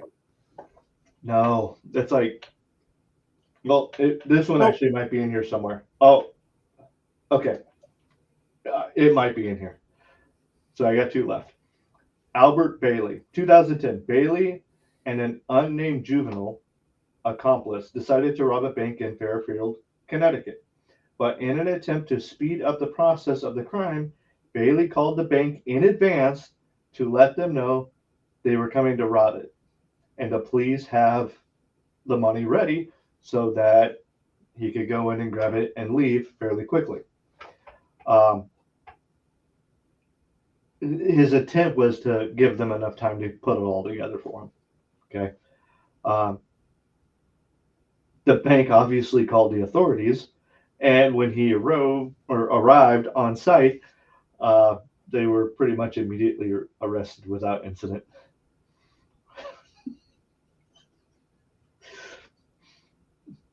I don't understand. What in the actual fuck are we feeding these people? How are they that stupid and ignorant? You want to hear the last one? Hell yeah. It's getting progressively better. Dumber. I might be stupider. Dennis Hawkins. And now I'm reading this word for word. The stupidest criminal out has got to be Dennis Hawkins, a 48-year-old man who tried to rob a bank in Pittsburgh. He clearly didn't get the memo about needing a good disguise that can quickly blend into the crowd after the crime, as he chose to wear a woman's blonde wig, fake breasts, and bright clown pants. Even worse still, in his failed attempt to pretend to be a woman, he didn't even take the time to shave his facial hair. As if the man wasn't noticeable enough, he drew even more attention to himself when he tried to steal a car from a nearby gas station, where the attendant called the police, who apprehended him soon after. He didn't even do the full Robin Williams, Mrs. Doubtfire deal. Didn't even shave. Hell, there's probably people on here that don't even know that goddamn show. Thanks for dating us, brother. Tide Pods, yes. Yes. I firmly believe we need to remove all warning labels from I mean, you might as everything. well literally have just been wearing bright LED lights all over the place. Saying, I'm here to rob you. I'm here to rob you. Yeah. So, what do you think of that?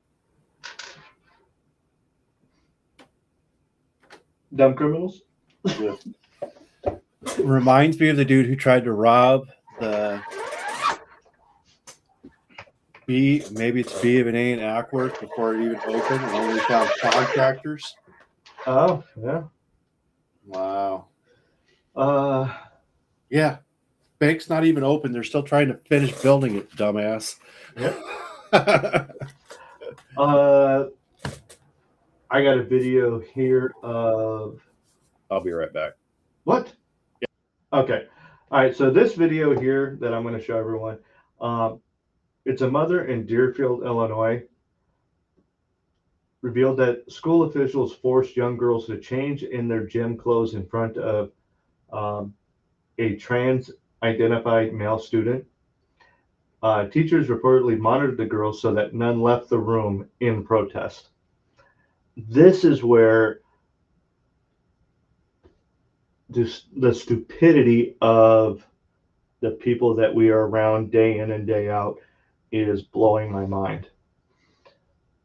At no point should we ever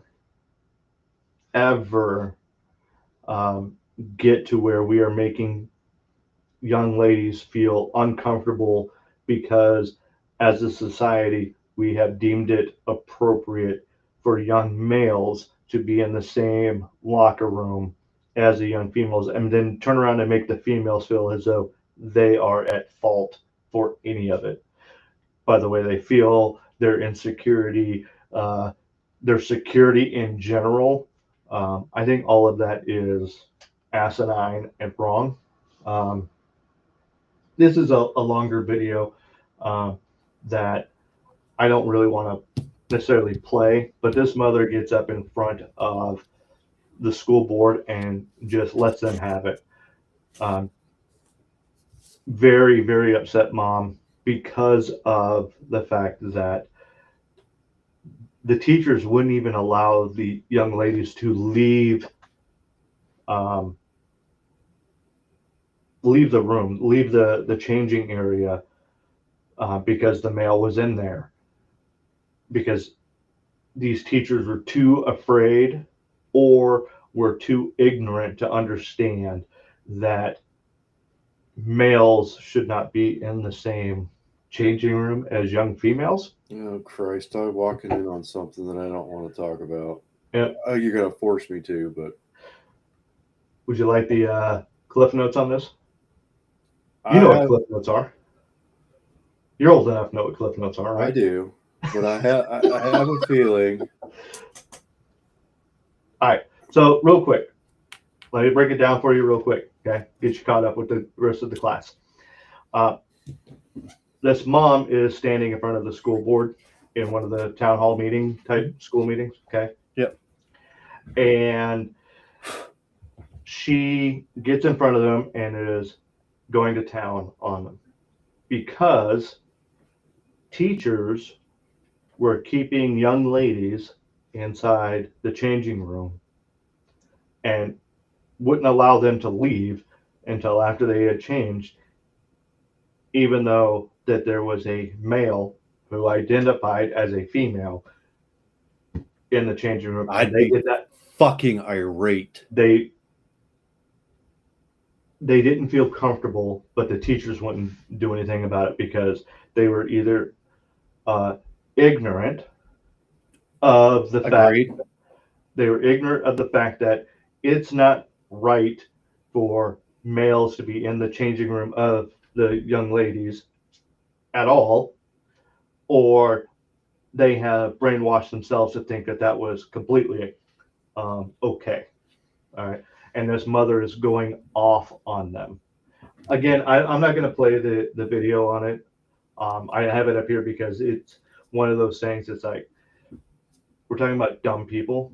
And she is just laying out reason after reason after reason why the school failed. Okay. They're supposed to be the protectors, the teachers and whatnot. And she's laying out these reasons why the school failed. Not only her daughter, but the other young ladies. Okay.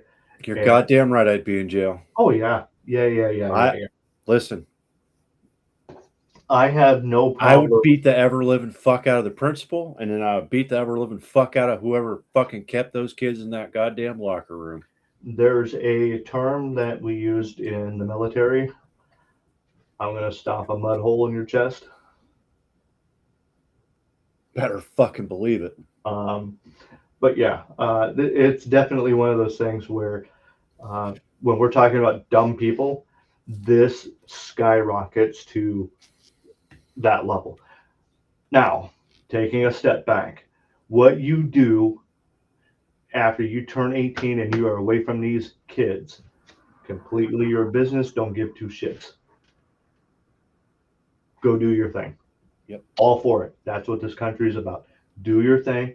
Don't involve me. Don't involve other people, especially those that are underage.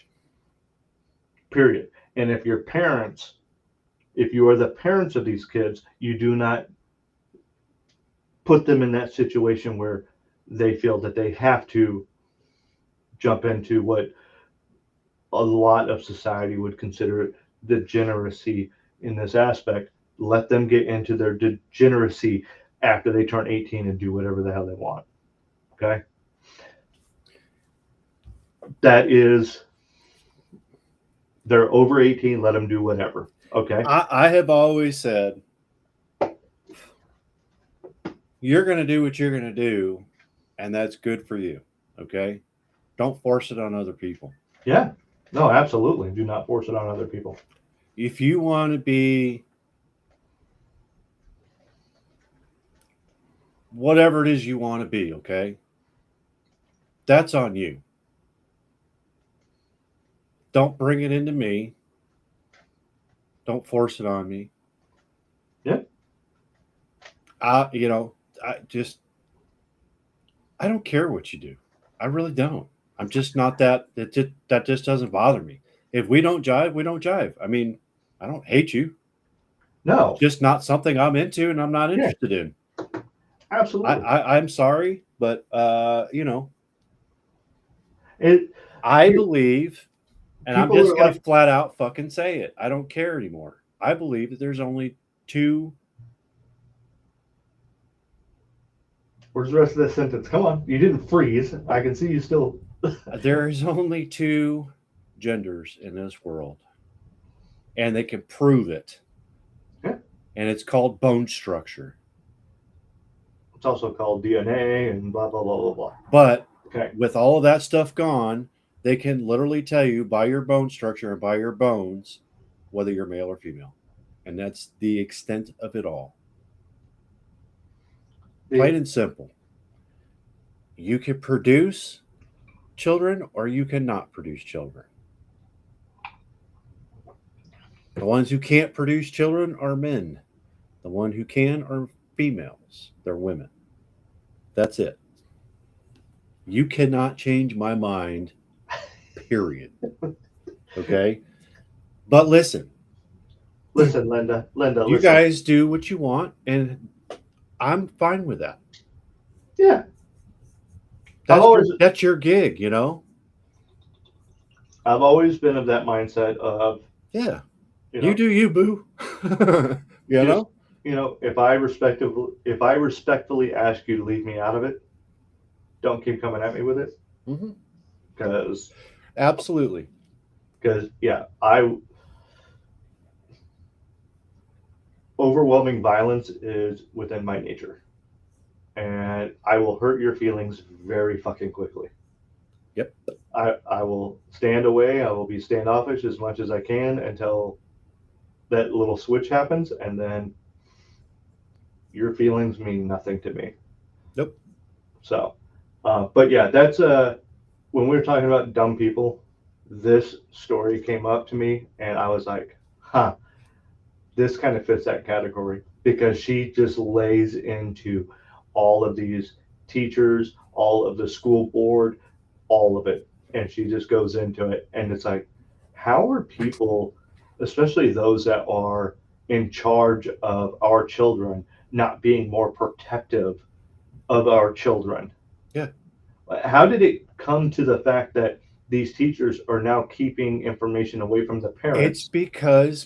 It's because we have grown soft enough that people are afraid to go to court, be sued. I think it's even worse than that. You know, I think it's we have allowed people, because we don't want to hurt people's feelings. we're soft. We've allowed people to go in and teach our kids who should not be in there teaching our kids.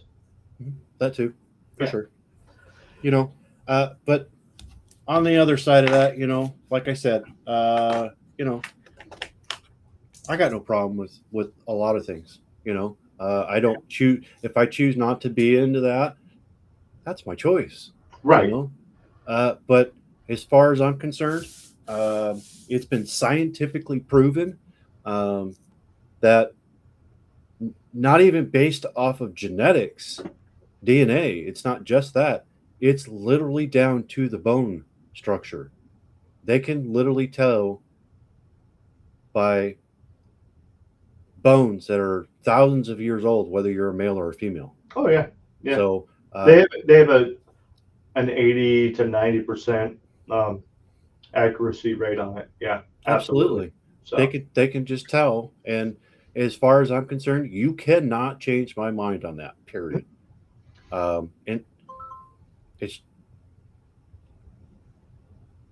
women are built different in the bone structure to be able to bear children. So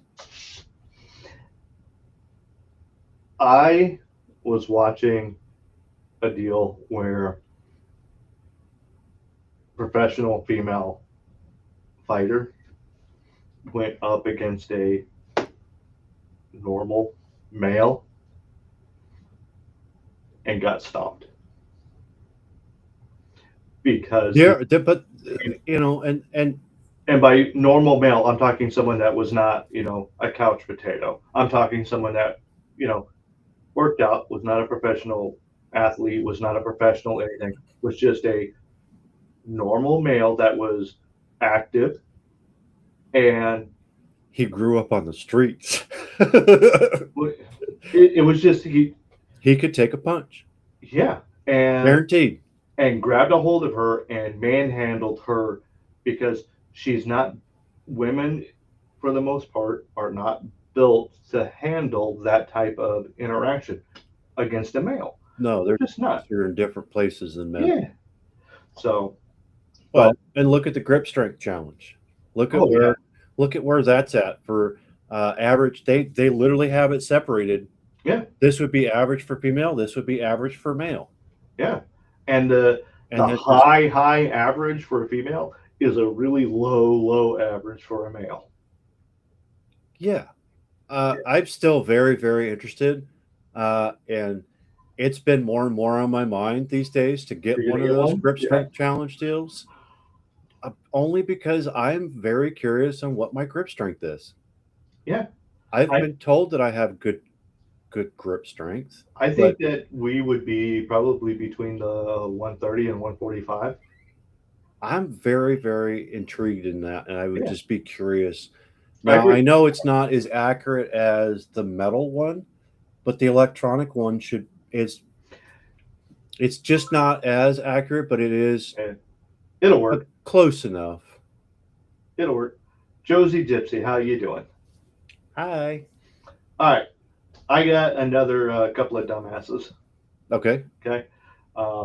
This one's actually a video I can show. I can't play the audio to it because of the music in the background, but it's definitely one of those that I looked at and went, huh, yeah, this falls into the category that we got for the day.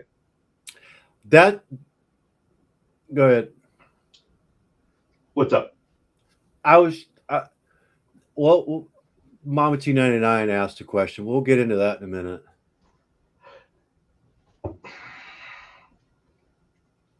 Okay, I'm not. Your pain tolerances are different than ours. You have the pain tolerance to be able to bear children. Our pain tolerance is much different. Yeah, it's indifferent. Yeah, I mean, think about it. When you're on death's door, I mean, that's what it's like when we have a cold. That's the equivalent, right? Isn't that how that works? Yeah, we're sissies when we're sick. Okay. All right. But this, no tears, very low type. I didn't feel this until much later. And even at that, it was. You had the good stuff, though. Oh my God, did I? Sons of bitches actually tried to OD me on morphine. It was that bad. All right. But anyway,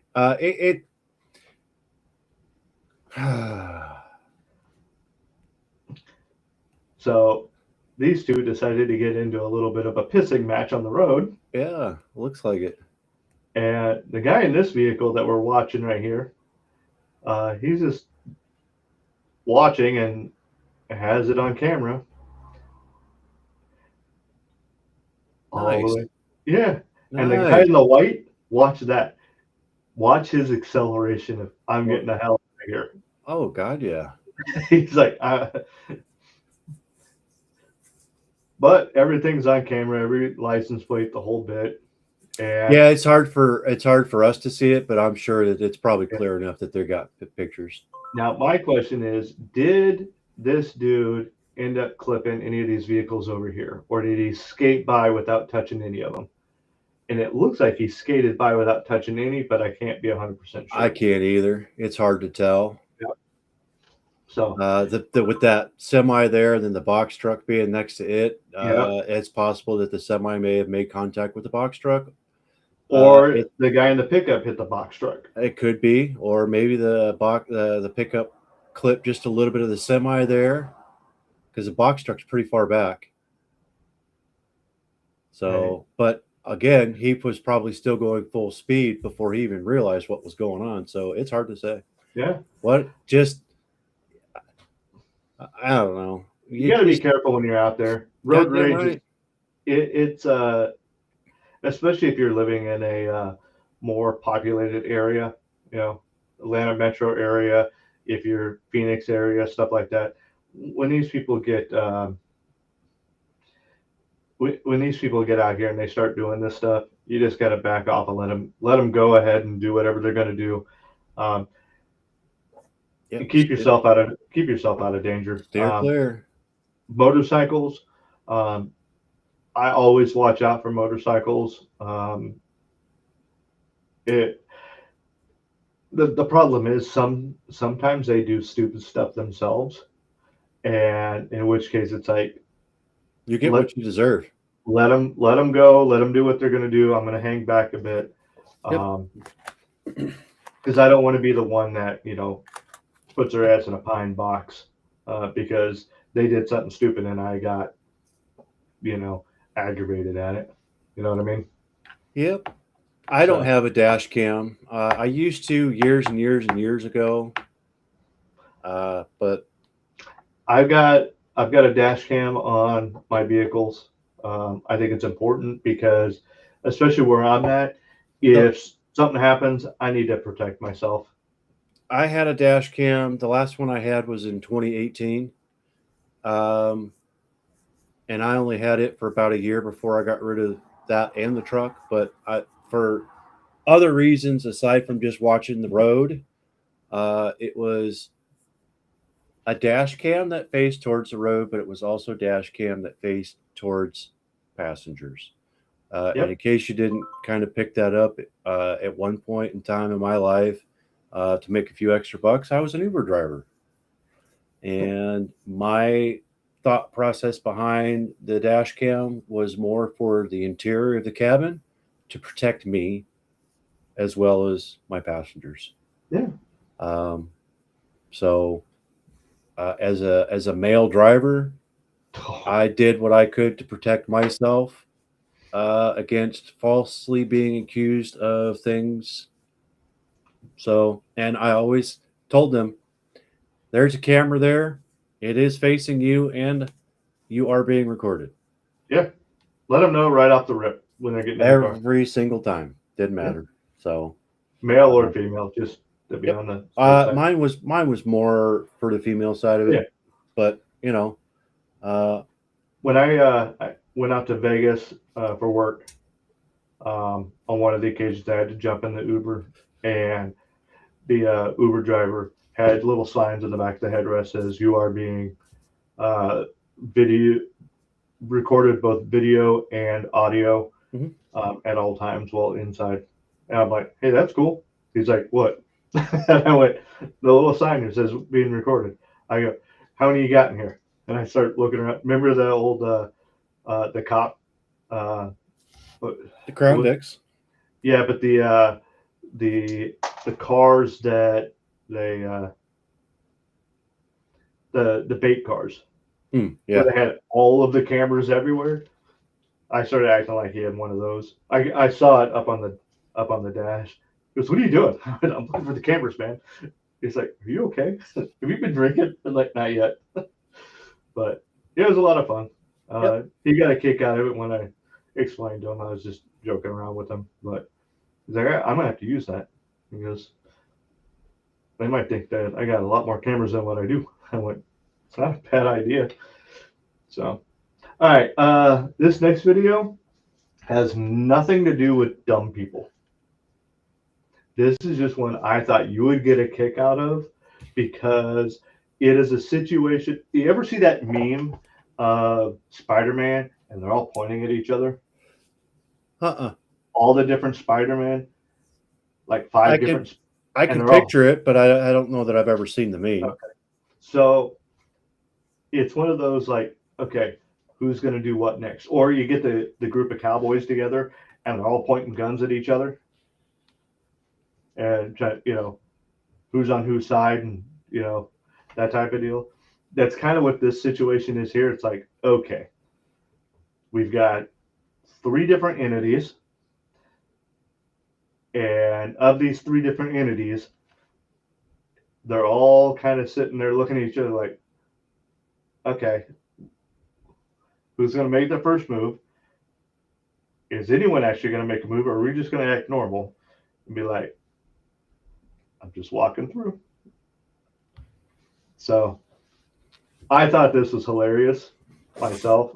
Of course, my sense of humor is not like everyone else's. No, we both have weird humors, but that's neither here nor there. So, Got a hunter. okay. So you're on board with what we've got going on. Oh, Bobcat. Mountain lion. Did you see the other hunter? Oh boy. Yeah, oh yeah, I see him. Yeah, right there.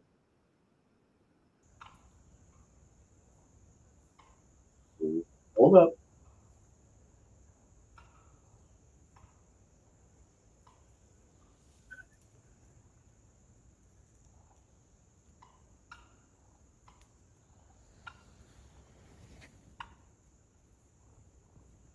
Jesus Christ. What do you see right there? We got turkeys, boys. We got 2 hunters waiting on these turkeys, and apparently A bobcat waiting on the turkey. Bobcat waiting on the same turkeys that these 2 guys are, and He's going, I think I fucked up. and everyone is going, all right, who's going to make the first move? Except the turkeys. We're just like, here's Yeah, what it is. we're screwed either way, so might as well just keep walking. I love how he's just slowly backing up. Yep. I think I might go this way. Are we cool, guys?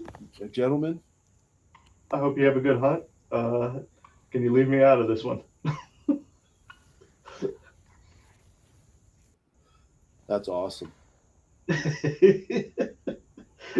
He knows he's in a bad spot. He's like, I see you guys now. I see you. It's a little late, but and what's crazy is he got to that point and saw them, and that was probably the same point that they saw him. And it was like, oh, hello. We're at the same restaurant, and there's only one table. I think I'll let you have this table. yeah. So, but yeah, I saw this and I started laughing. I'm like, all right, this is actually kind of the typical Mexican standoff here. And no one really wants to relinquish anything, but everyone knows, all right, if this Bobcat goes for it, we're going to let him get it. And the Bobcat's like, I don't know if they're going to shoot me going for that turkey or not, so I'm just going to head on out. Yeah. I Bobcat- appreciate it, but I'm dipping. Yeah. Mama T said it correctly. Bobcat has more common sense than the humans. Not specifically these humans, just humans in general. Yes. Well, you got to figure he's got his gun facing forward, right? Yeah. What we can't see is what the cameraman's got and what direction he's got his. He's probably got his pistol along with the camera pointed at that bobcat. Yeah, he's got the other guy covered for Yeah. sure. And the bobcat wasn't looking to go for anything big. It was looking for that bird over there. Because I can tell you absolutely for sure when I go hunting, I don't just have No. my shotgun or my rifle. I am No. always packing my handgun. Period. So Something learned overseas was you never go with just your rifle. You always have other stuff with you. yes, and in most cases, I also have a knife. Oh, to this day I do. I always have one within arm's reach. In fact, right here. It's not that one, but this one's going to be really, really bad to get. I got 3 of them. I'll throw them at you No, so I can get to my other ones. I also have scissors, Those are just as fun. so I can stab your ass twice in one shot. That's cool. I've got an antenna. Yep. It's gonna hurt. There's plenty of things right here in my area that I could kill you with. So I've got a stopwatch. I'll hand it to you so you can figure out how much time you got left. So, anyway, what else you got going on? Tomorrow's Easter. I think we're heading over to the in-laws. I'm heading over to my in-laws. It would be her laws. I don't have anything. I don't have anything planned. Yeah. I don't know if I told you, but last weekend was a hell of a weekend. I spent quite a few hours. I think I did show you. I had this little spot on my palm right here that's still there. That hasn't gone away from trying to get the axles out of my Can-Am. Yeah. But I don't have anything planned. I was hoping maybe the wife and I can get together and go for a little ride somewhere on the Can-Am since it's completely cool. 100% legal. You finally got it all tagged and everything? It's plated. I'm waiting for the hard plate to get here, but it's got a temp on it. Okay. It's got the inspection sticker on it. It's 100% legal. Nice. Now, My question the is, only downside is it's a 2-seater. So with the third person being here, the roommate / daughter, yeah, I would love to be able to take all of us, but unfortunately, there's only room for the 2 of us. So it might be one of those. We just go through. We just do like maybe a half hour Betty's fire ride, drill. and then just flip around and come back, grab the other one, and do the same, and just because she's a good kid, and I want to include her on stuff. So I'm more than happy to take her on rides and take the wife out on rides, and just I want us all to have a good time. And Yeah, but the one thing you're gonna have to remember is there comes a point where you have to exclude in order to. sure, but at the same time, I know she's here all on her own as far as like her family's like 3.5 hours away. Yeah. And so does that necessarily mean I want to take her on a freaking 3-hour run? No. It's the wife and I, and Right. So Exclusion is not a bad thing. Exclusion is a good thing. no, Because here's the other thing. Just you and I both are very similar in this, is where get in the car and go to the store. I'm going to stay here in solitude for a little while. Mhm. Leave my ass alone. I don't have to go to the store with you. No, I don't. No. Nope. Oh, you want me to go to the store? Cool. You're staying here, right? Just give me the shopping list.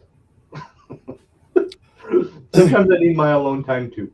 Yeah, no, and But everyone needs their alone time. like and that's just the way it is. I understand why the wife does what she does as far as like doing the grocery pickup.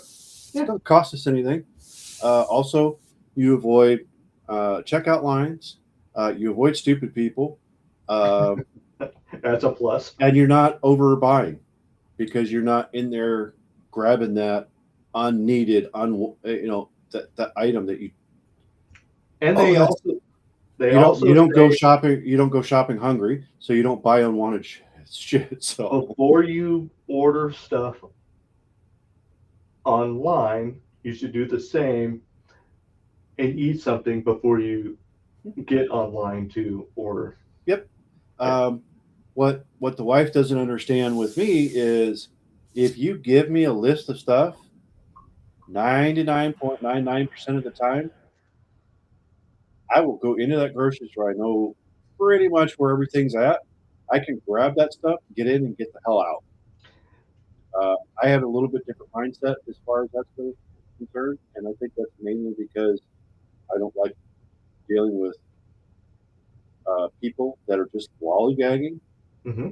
Uh, and a lot of times I actually don't go in there. I don't go in there hungry. So So for get me, in and get the hell out.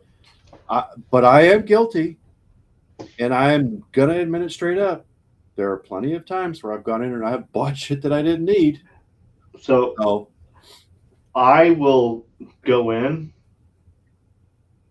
with my list that I have been provided, but I've also got a small list of my own. So yeah, there's going to be more stuff than what was just on the list. It's because I had some other stuff up there too that I never wrote down on the list. But for the most part, I can go in, grab, and get out Mhm. and not even worry about it. But there's other times I go in and go, I haven't perused up and down aisles lately. Is there something new that might pique my interest? And I will do that I'm from also time to time. I'm also the same way, but at the same time, I'm also very methodical when I go into the store because Yes. if I'm going in for groceries and I know that there's something on the other side of the store, like maybe a deodorant or a toothpaste or a shampoo, whatever, I will go the farthest way out, grab that stuff, and then I'm going to the back of the store. I'm going to work my way forward, and then my next stop after the last item is literally going to be the checkout. So I do. I don't go to the front of the store and work my way back to work forward. I go to the back, get everything I need, out the door I go. So I'm similar but different. And the reason I say similar is because I have a very similar thought process, Mhm. but it's different than I start on one side of the store and I work my way to the back and then I work across the back. And if I got to come up an aisle, I'll come up that aisle and try and go back as I'm coming up, I go past the halfway point. Then I'll dip around and go back down the next aisle to the back. That way, when I get to the other side of the store, I've already worked the entire back. And now I'm walking out of the store at that point. If I'm legit just going for groceries, I Yeah. will always 100% go to the back and go forward. Yeah, Always. I always go to the one side or the other and then work my way back because one side's going to have your produce. But the store that I work at has produce and groceries all on one side. So Yeah, on one side is going to be produce. Depending on where you're at, it could be the left side has produce, it could be the right side.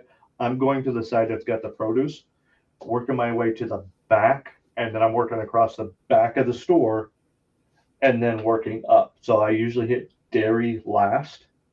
your store is very different than the store that I go to. You don't have dairy in the back corner? The dairy is in the back corner, so I start there and work my way to the front. And by the time I get to the front, the produce is right there. So It's literally all on one side. so dairy and produce for us is in the back corner. Yeah, no, It could be all two on back one corners. Yeah. Yep, ours is all on one side. Yeah. So I can literally go to the back, hit the milk, tea, whatever. now, sour, unless it's like a Walmart, okay. that's where Okay, I'm so working.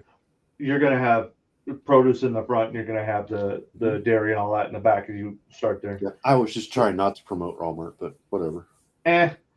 They're gonna get their monies anyway. Yep. So, But yep, I always work to the back to the front. yeah. So Just get in, grab your shit, and get out. And even when I'm going in there, and I have a very specific list that I'm getting. Okay, I'm still looking to see if there's something. nope, That's I and know. what I'm looking for is something that is going to be useful, such as maybe a different type of toothpaste or a shampoo or something like that. Okay. Or if I'm going through the produce, if there's something that I haven't seen there in a while. Okay. I like dragon fruit.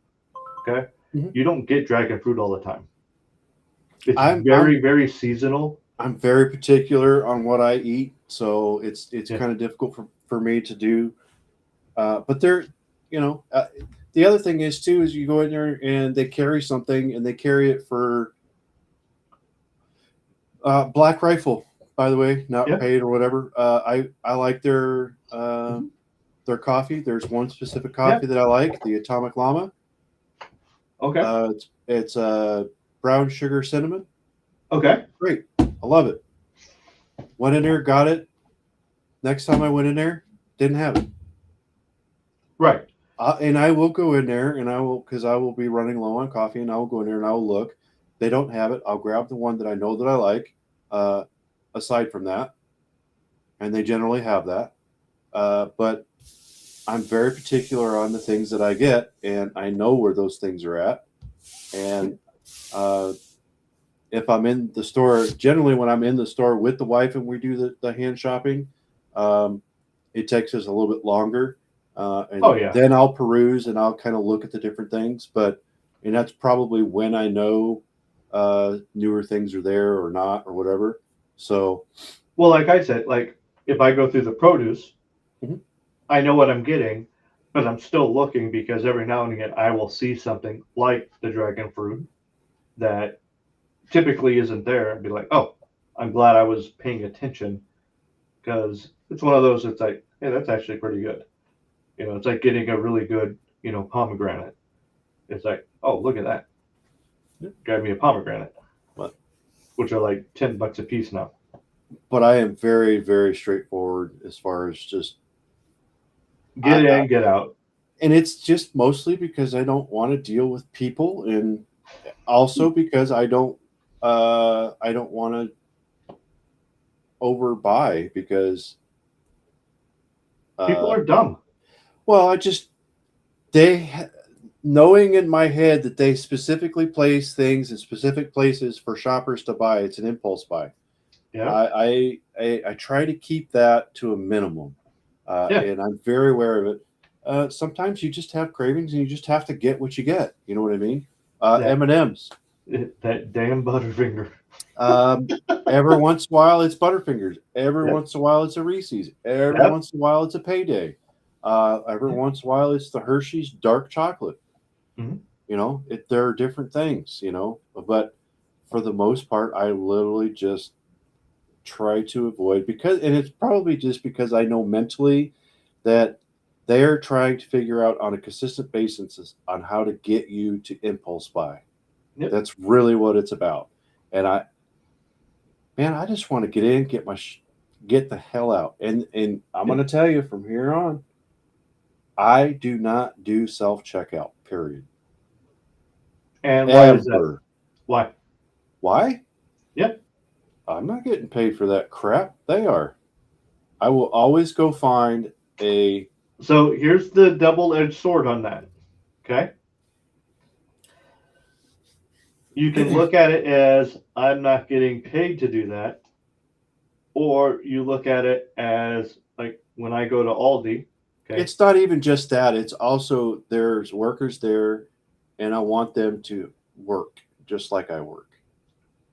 Yes, but if I'm able to go to a place like Aldi where they have a designated person that is doing checkout, and they have other lanes that are self-checkout, and because they have the self-checkout, the prices can stay lower. You know they don't have anyone that goes collects carts, right? Aldi? Yeah, Oh, because yeah. they got the quarter that you put in, Mhm. and then you want your quarter back when you're done with the cart, so you put the cart back yourself. Right. Okay, genius. Or someone's going to say, "Hey, there's a cart there. Oh, look, there's a quarter in it. I'm going to take the cart back, and I got my own quarter." They're saving money as far as employing somebody to go gather carts. Sure. Okay, and little things like that where I'm okay with the little bit of give and take with, hey, we have some self checkout because it does help with the pricing on other things. Is it across the board? No. Is it as much as it probably could or should be? No. I'm not naive in that. I'm just saying that if they're able to give us a little bit of reprieve on what the price is, I'm okay with it. I'm I okay also with the like self human checkout. interaction. I don't Is sometimes.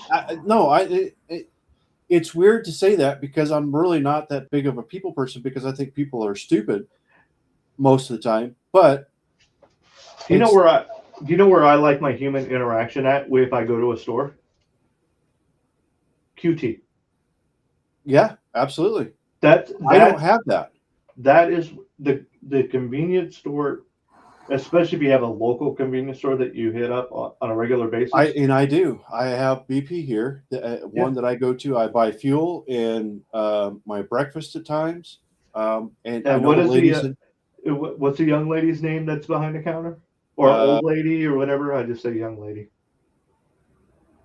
"You got to put me on the spot like that." Yeah. But what I'm saying is, her. You walk in, she goes, "Hey." Yep. She may not know You- your name, but she knows who you are. She knows me by name, and I know her by name. But I just you put me on the spot now. Yeah. I'm just like, It's like, but I know. "Hey, Barb, I'm getting my normal.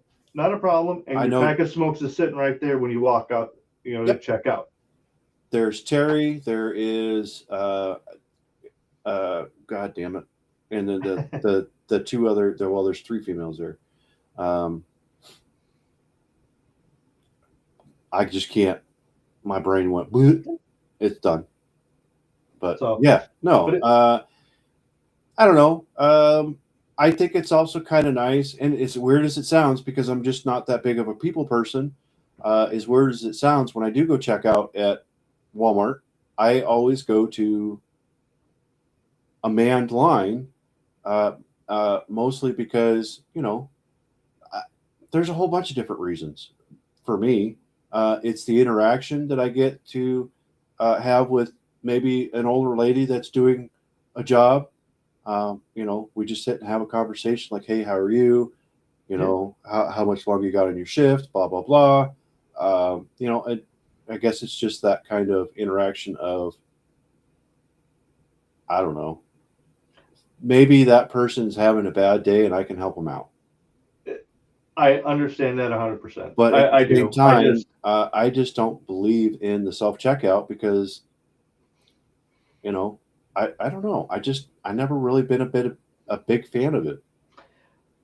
I was not a big fan of it until I'm standing in line and I'm waiting and I'm waiting, and they've got two people doing the checking out, and there's 20 people in line, and there's no one over at the self checkout, and I've got 3 items. I'm very fortunate in the sense that the Walmart that I have been shopping at, they have the checkouts and the self checkouts. They also have another lane that is 100%.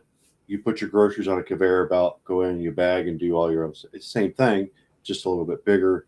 Right. Self checkout process as far as you can actually, you're not dealing with a little 2.5, 3 foot by 2.5, 3 foot space to Right. your groceries over scanned bag, and then you have to go back over here, and you're constantly, you can actually do it all. Anyways, I don't know. I just never been a big fan of it. I don't know why. The interaction I like to have short, quick. And that's the convenience store interaction. Yes. Boom, boom. Okay, cool. If I got, But 7 or 8 I- groceries, I need to have a long conversation with the lady behind the counter. And I guess, like I was saying before, I'm lucky in the sense that, and it's weird because it's different from when I was back home, that there's actually more people here manning the stuff. So in a small town where I'm at, there's more people manning as well Because- as it's kind of equal. So the store kind of works a little bit more efficiently that way. Whereas back home, in a large city of millions of people, there was a lot less people manning a station. There was a whole, and So- there was people backed up waiting to check their groceries out. And I'm like, And that's where I'm at. Is I'm in a larger city, but here's the thought process behind that, and people don't see that. In a small town, every person that has a job is money that you can take back from them because they're going to buy something from you. In a small town, you want as many people as cashiers as you can get, because if you don't have them, that means they're not making money, because there's not a lot of jobs in a small town. So if they're not making money, they're not spending money.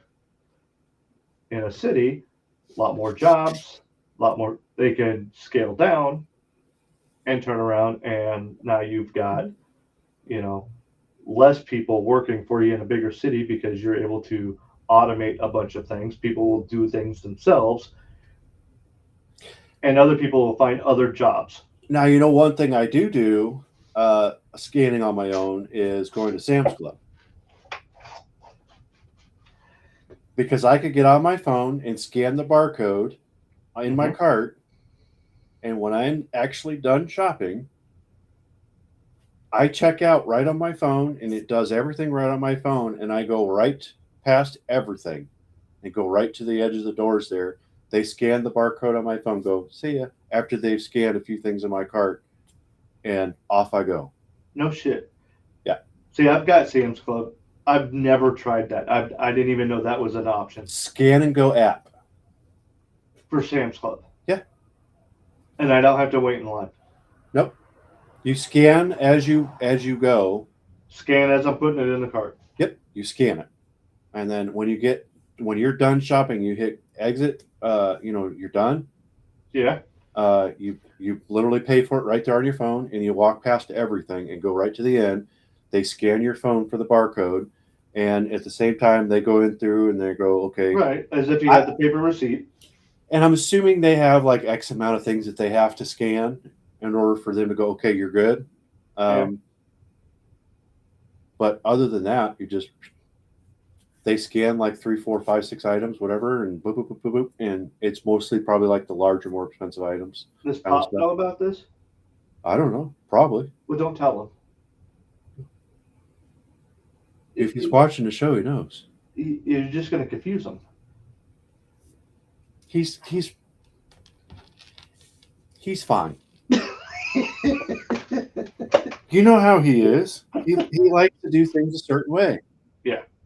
And Don't confuse him. Is all I'm saying. Don't. he knows about it. He's going to be like, well, that's just too much technological bullshit in the first place. I don't need to worry about that. Or he's going to be like, I'm going to try this and get his ass arrested. No, because you can literally go through and you scan from your phone. It puts it in a cart. Yeah. And when you're done, you just go pay.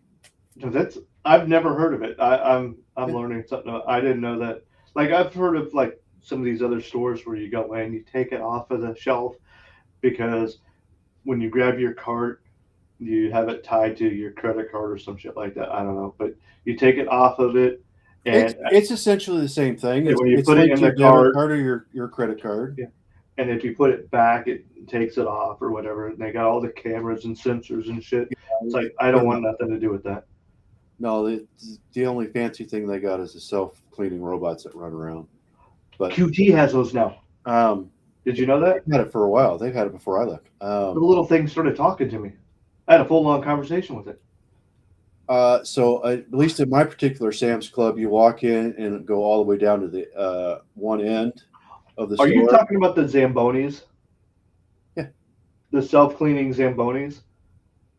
It's got the steering wheel and everything that it's Yeah, and turning it's got a itself. little picture on the front with a little face or whatever. Some of them do. But yeah, No, like a person could stand up inside that Zamboni cleaning the aisles, but they have it where it's automated and it's doing its own thing. yeah, yeah, exactly. Oh, But they can still get on the machine if it's Yes. down, and they can still use it to clean. So yes, that our Sam's Club got that too. I was like, what in the hell? And But it's going up and down. I'm like, it's on like a QT on steroids. one end of the store, so you walk in, you go straight across. Yeah. You got the hot dogs, where you could buy the hot dogs. Your food station. Yeah. On that end of it, right there, just to the left of it, and I don't know if it's north or south, but right there is actually an alleyway where it used to be Scan and Go, Okay. but it's actually still, I think it's still Scan and Go traffic. So once you've done your checkout and everything, you go right through there, and you hang a right and go right back down to the exit side of it. Mama T wants to know, or Pops wants to know, who is more intelligent, me or the machine that I had the conversation with. I was at QT, and this little robot comes up and goes, "Welcome to QT." I said, "Thank you." Says, "I am cleaning." I went, "I can see that." And it goes, "I hope you have a good day. Welcome to QT." I said, "You've already said that." So Sam's Club stuff doesn't do that. No, it said QT does. Oh, yeah. Their, no, I have- their little robot runs around. It's got these eyes that blink at you. I'm like, yeah, they didn't have that particular one when I was in a QT back home, but Yeah. So no, I haven't seen that yet. I don't have QTs here. The lady behind the counter was like, "Are you okay?" I went, "Just talking to Thing." And she goes, "Oh," I think she called it Charlie. I'm like, Oh yeah, Charlie. it's like I'm talking to Thing there. I think I'm kind of confused by her question because who is more intelligent, Zed or the machine you had combo with? I never had a conversation with a machine. I'm Zed. I realize that. I had the conversation with the machine. Oh, okay. So Was now, okay. So I'm picking up what's being laid down now. Gotcha. Check you a minute. It did. It did. You just kind of the way it was, because it became construed a couple different ways. So I finally see the way it's being construed. Got it. Which one was more intelligent there? Probably the machine, to be honest. It was doing something. It was doing something. Anything planned for the week coming up? I mean, we got Easter tomorrow. Like I said, I'm going to the in-laws. You were talking about doing the ride or whatnot, but what about later in the week? No, just No? I got to work. One of the other techs is off. He's on vacation, That sucks. which is kind of what prompted me. I had a hard time sleeping last night. And then obviously when I got up at a little after 4 this morning, I kind of had more thoughts on that whole process, and knowing that particular truck that I was talking about earlier needed a little bit more progress than it had. I took it upon myself this morning to go in on my day off. I was actually there at the shop. I woke the birds up this morning on my way in. That's how early I think I felt like I went in. But I was there at the shop 10 to 6, and I left at just a little after 10 because I had a haircut appointment at 11. So I just wanted to get more of a knowing that it was just going to be me and the other tech next week. Yeah. I wanted to get a little bit more of a head start on that truck and get it closer to being finished. So at this point, all I have to do is vacuum the coolant system out so that I can put coolant in it. I will probably do an oil change on it and just put the left front tire on it and get it fired up and see if what I've done to it is fixed it, which I'm fairly confident in. So that's So- where you and I are very, very similar. Is I didn't want to, but I knew that without the other tech there, this week was going to be pretty tight and tough on the both of us. So I just wanted to make sure I got that particular vehicle to a point where if I can only have X amount of time on it, I should be able to finish what I need to do on it, get it done, and get it out. So like I said, you and I are very similar in that aspect of. I get more work done when there's nobody there. Yeah, So. I'll get in early when no one else is there, so that I can do some of that preventive maintenance that needs to get done. Bearings need to get greased or replaced. Shocks need to get greased or replaced. Stuff of that nature. I am thinking more along the lines of not just myself when I say that. I'm also thinking of my customer and the shop. So I have more just in my own personal interest in doing this, as far as the reasoning why I went in and did work, which is actually work on a day that I'm not supposed to be there. Yep. So I need to get to a point in my life where I can enjoy myself a little bit more, and have my own personal time. And now that there's no snow on the ground, I'm going to actually start to make that happen. Yeah. So whether that means the wife and I are going out on rides, we're going into town to go get ice cream, all of that. Well, you do have that nice little ice cream shop, don't you? Oh yeah. Yeah. Oh yeah. I got two of them. They were closed when you and I went by. The one that's close to us is open. And then there's another one in Fairmont that we really like to go to, and we only go to once a year, but I want to make that kind of a twice a year gig now. And then I want to that one that was close to you when we drove by, it was closed. I want to take the camper out and go camping this year, and I want to go fishing this year. I want to at least get the fishing side of that to be more prominent in my life. And then I need to figure out how to get a little bit more hunting time in. I still haven't figured that much of it out, but it is going to happen. Last year, I think I literally only got my license for fishing, and that was it. I didn't even get a hunting license. Yeah, I think fishing was the only thing I got. I need to get fishing again for this year. I'm also going to make it a point too. It's somehow, I don't know how I'm going to do it yet, but I'm going to figure it out. I'm going to make my way back out to you, and we're going to go fishing. Yeah. And then you need to figure out how to get back out this way so we can go fishing out here. Yep. I need more family time. The problem that I've got is I'm only allotted so many PTO days. I am literally in the same effing boat. I have 1 week's vacation. That's it. So I have to I have 1 week's vacation, and I have 2 or 3 personal days. That's it. Yeah. So I'm going to have to figure out how to get these 3-day weekends in and add the extra day to make it a 4-day. That kind of scenario. Absolutely. Unfortunately, this year, which is, I don't want to say unfortunately, but fortunately this year, my vacation time is going to get burned up by driving back to Phoenix, and then picking up the pickup, and then driving my happy ass back. Yeah. And I got to figure out how to do that within 7 days. And like I said, 9 days. If I'm able to, help out, it would be one of those things where I've got to fly out. I would probably just fly you out, and then you could drive back with me. And then I would drop you off at your place, and then it's only a 10-hour drive back to here. So, the Brits would look at us like we're crazy. It's only a 10-hour drive. They don't do hour-and-a-half drives.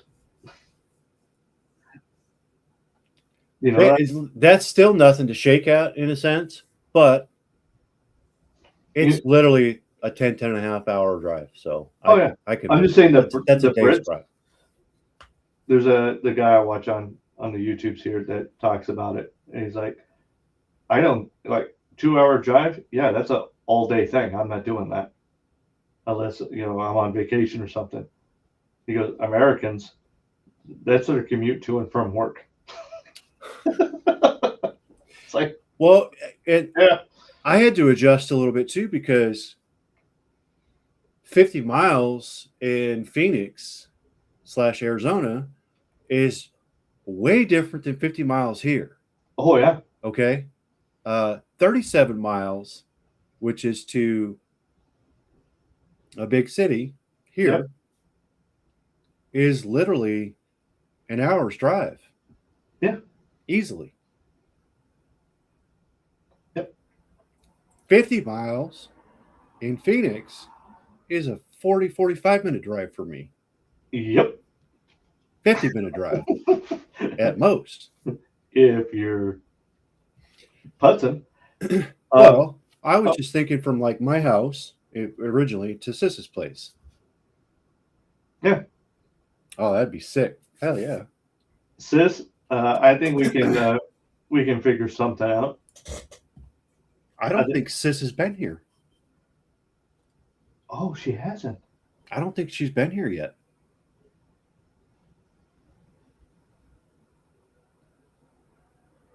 Has she?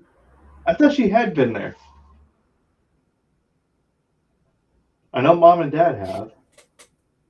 Hasn't Sis been there? I've been there. No. I honestly don't think she has. No. Huh. She says bullshit. Labor Day with LD. Oh, yes, they have. Have they? Yes, because we went planking right off right off the porch. Okay. Yep. She has. Well, yeah. I 'cause forgot. LD saw the goat. Mhm. Yeah. Yep. I thought she had been up there, and I just couldn't. Maybe it was Mark that hadn't been here yet. I don't think Katie's been up there either. Oh, I guess Mark was here.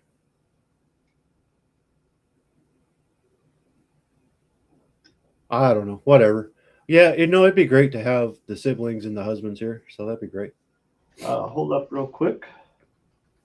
I'd like to see Jazzy come up here and also Kylie. That'd be great. Let's see. I gotta do. I'm getting old. I can't believe I couldn't remember that. Now that you mentioned it, I was like, oh yeah, duh. I remember now. Hold up. I'm trying to do something right quick. Y'all are more than welcome to come. I got plenty of booze. I got plenty of drinks and food, and I know it's tough, especially for you guys right now. So it'd be great if you guys could make it out soon.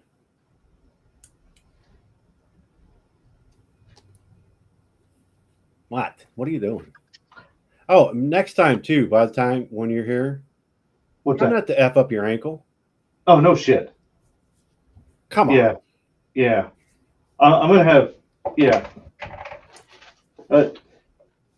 These things are freaking awesome, but they were the death of my ankle while I was there. I actually looked at And it where really we wasn't were my at. ankle. It really wasn't my ankle. It was my foot that got sliced open. Right. Ankle. Well, was it fine. was part of it. Yeah. You still got your ankle a little bit. It was the. I did a little bit, but yeah. Why I've been looking a little bit further up from where that particular incident happened. Yeah. And there are some other places that we can go. So. Oh, right there in that area. Yeah, we just go further up. Oh, okay, cool. But Because that was a nice looking place. we go further up. There's a little bit, but a little easier to get down. You think? Yeah, we could go to the other side too. On the other side of the Cheat River, there's a lot of different places over there. There's literally 8 or 10 miles right there, just from there to that town. No, good. Okay, we're back up. We're calling it for the night. However, real quick, this is Pops in the Poor Brothers attire. And there it is. There it is.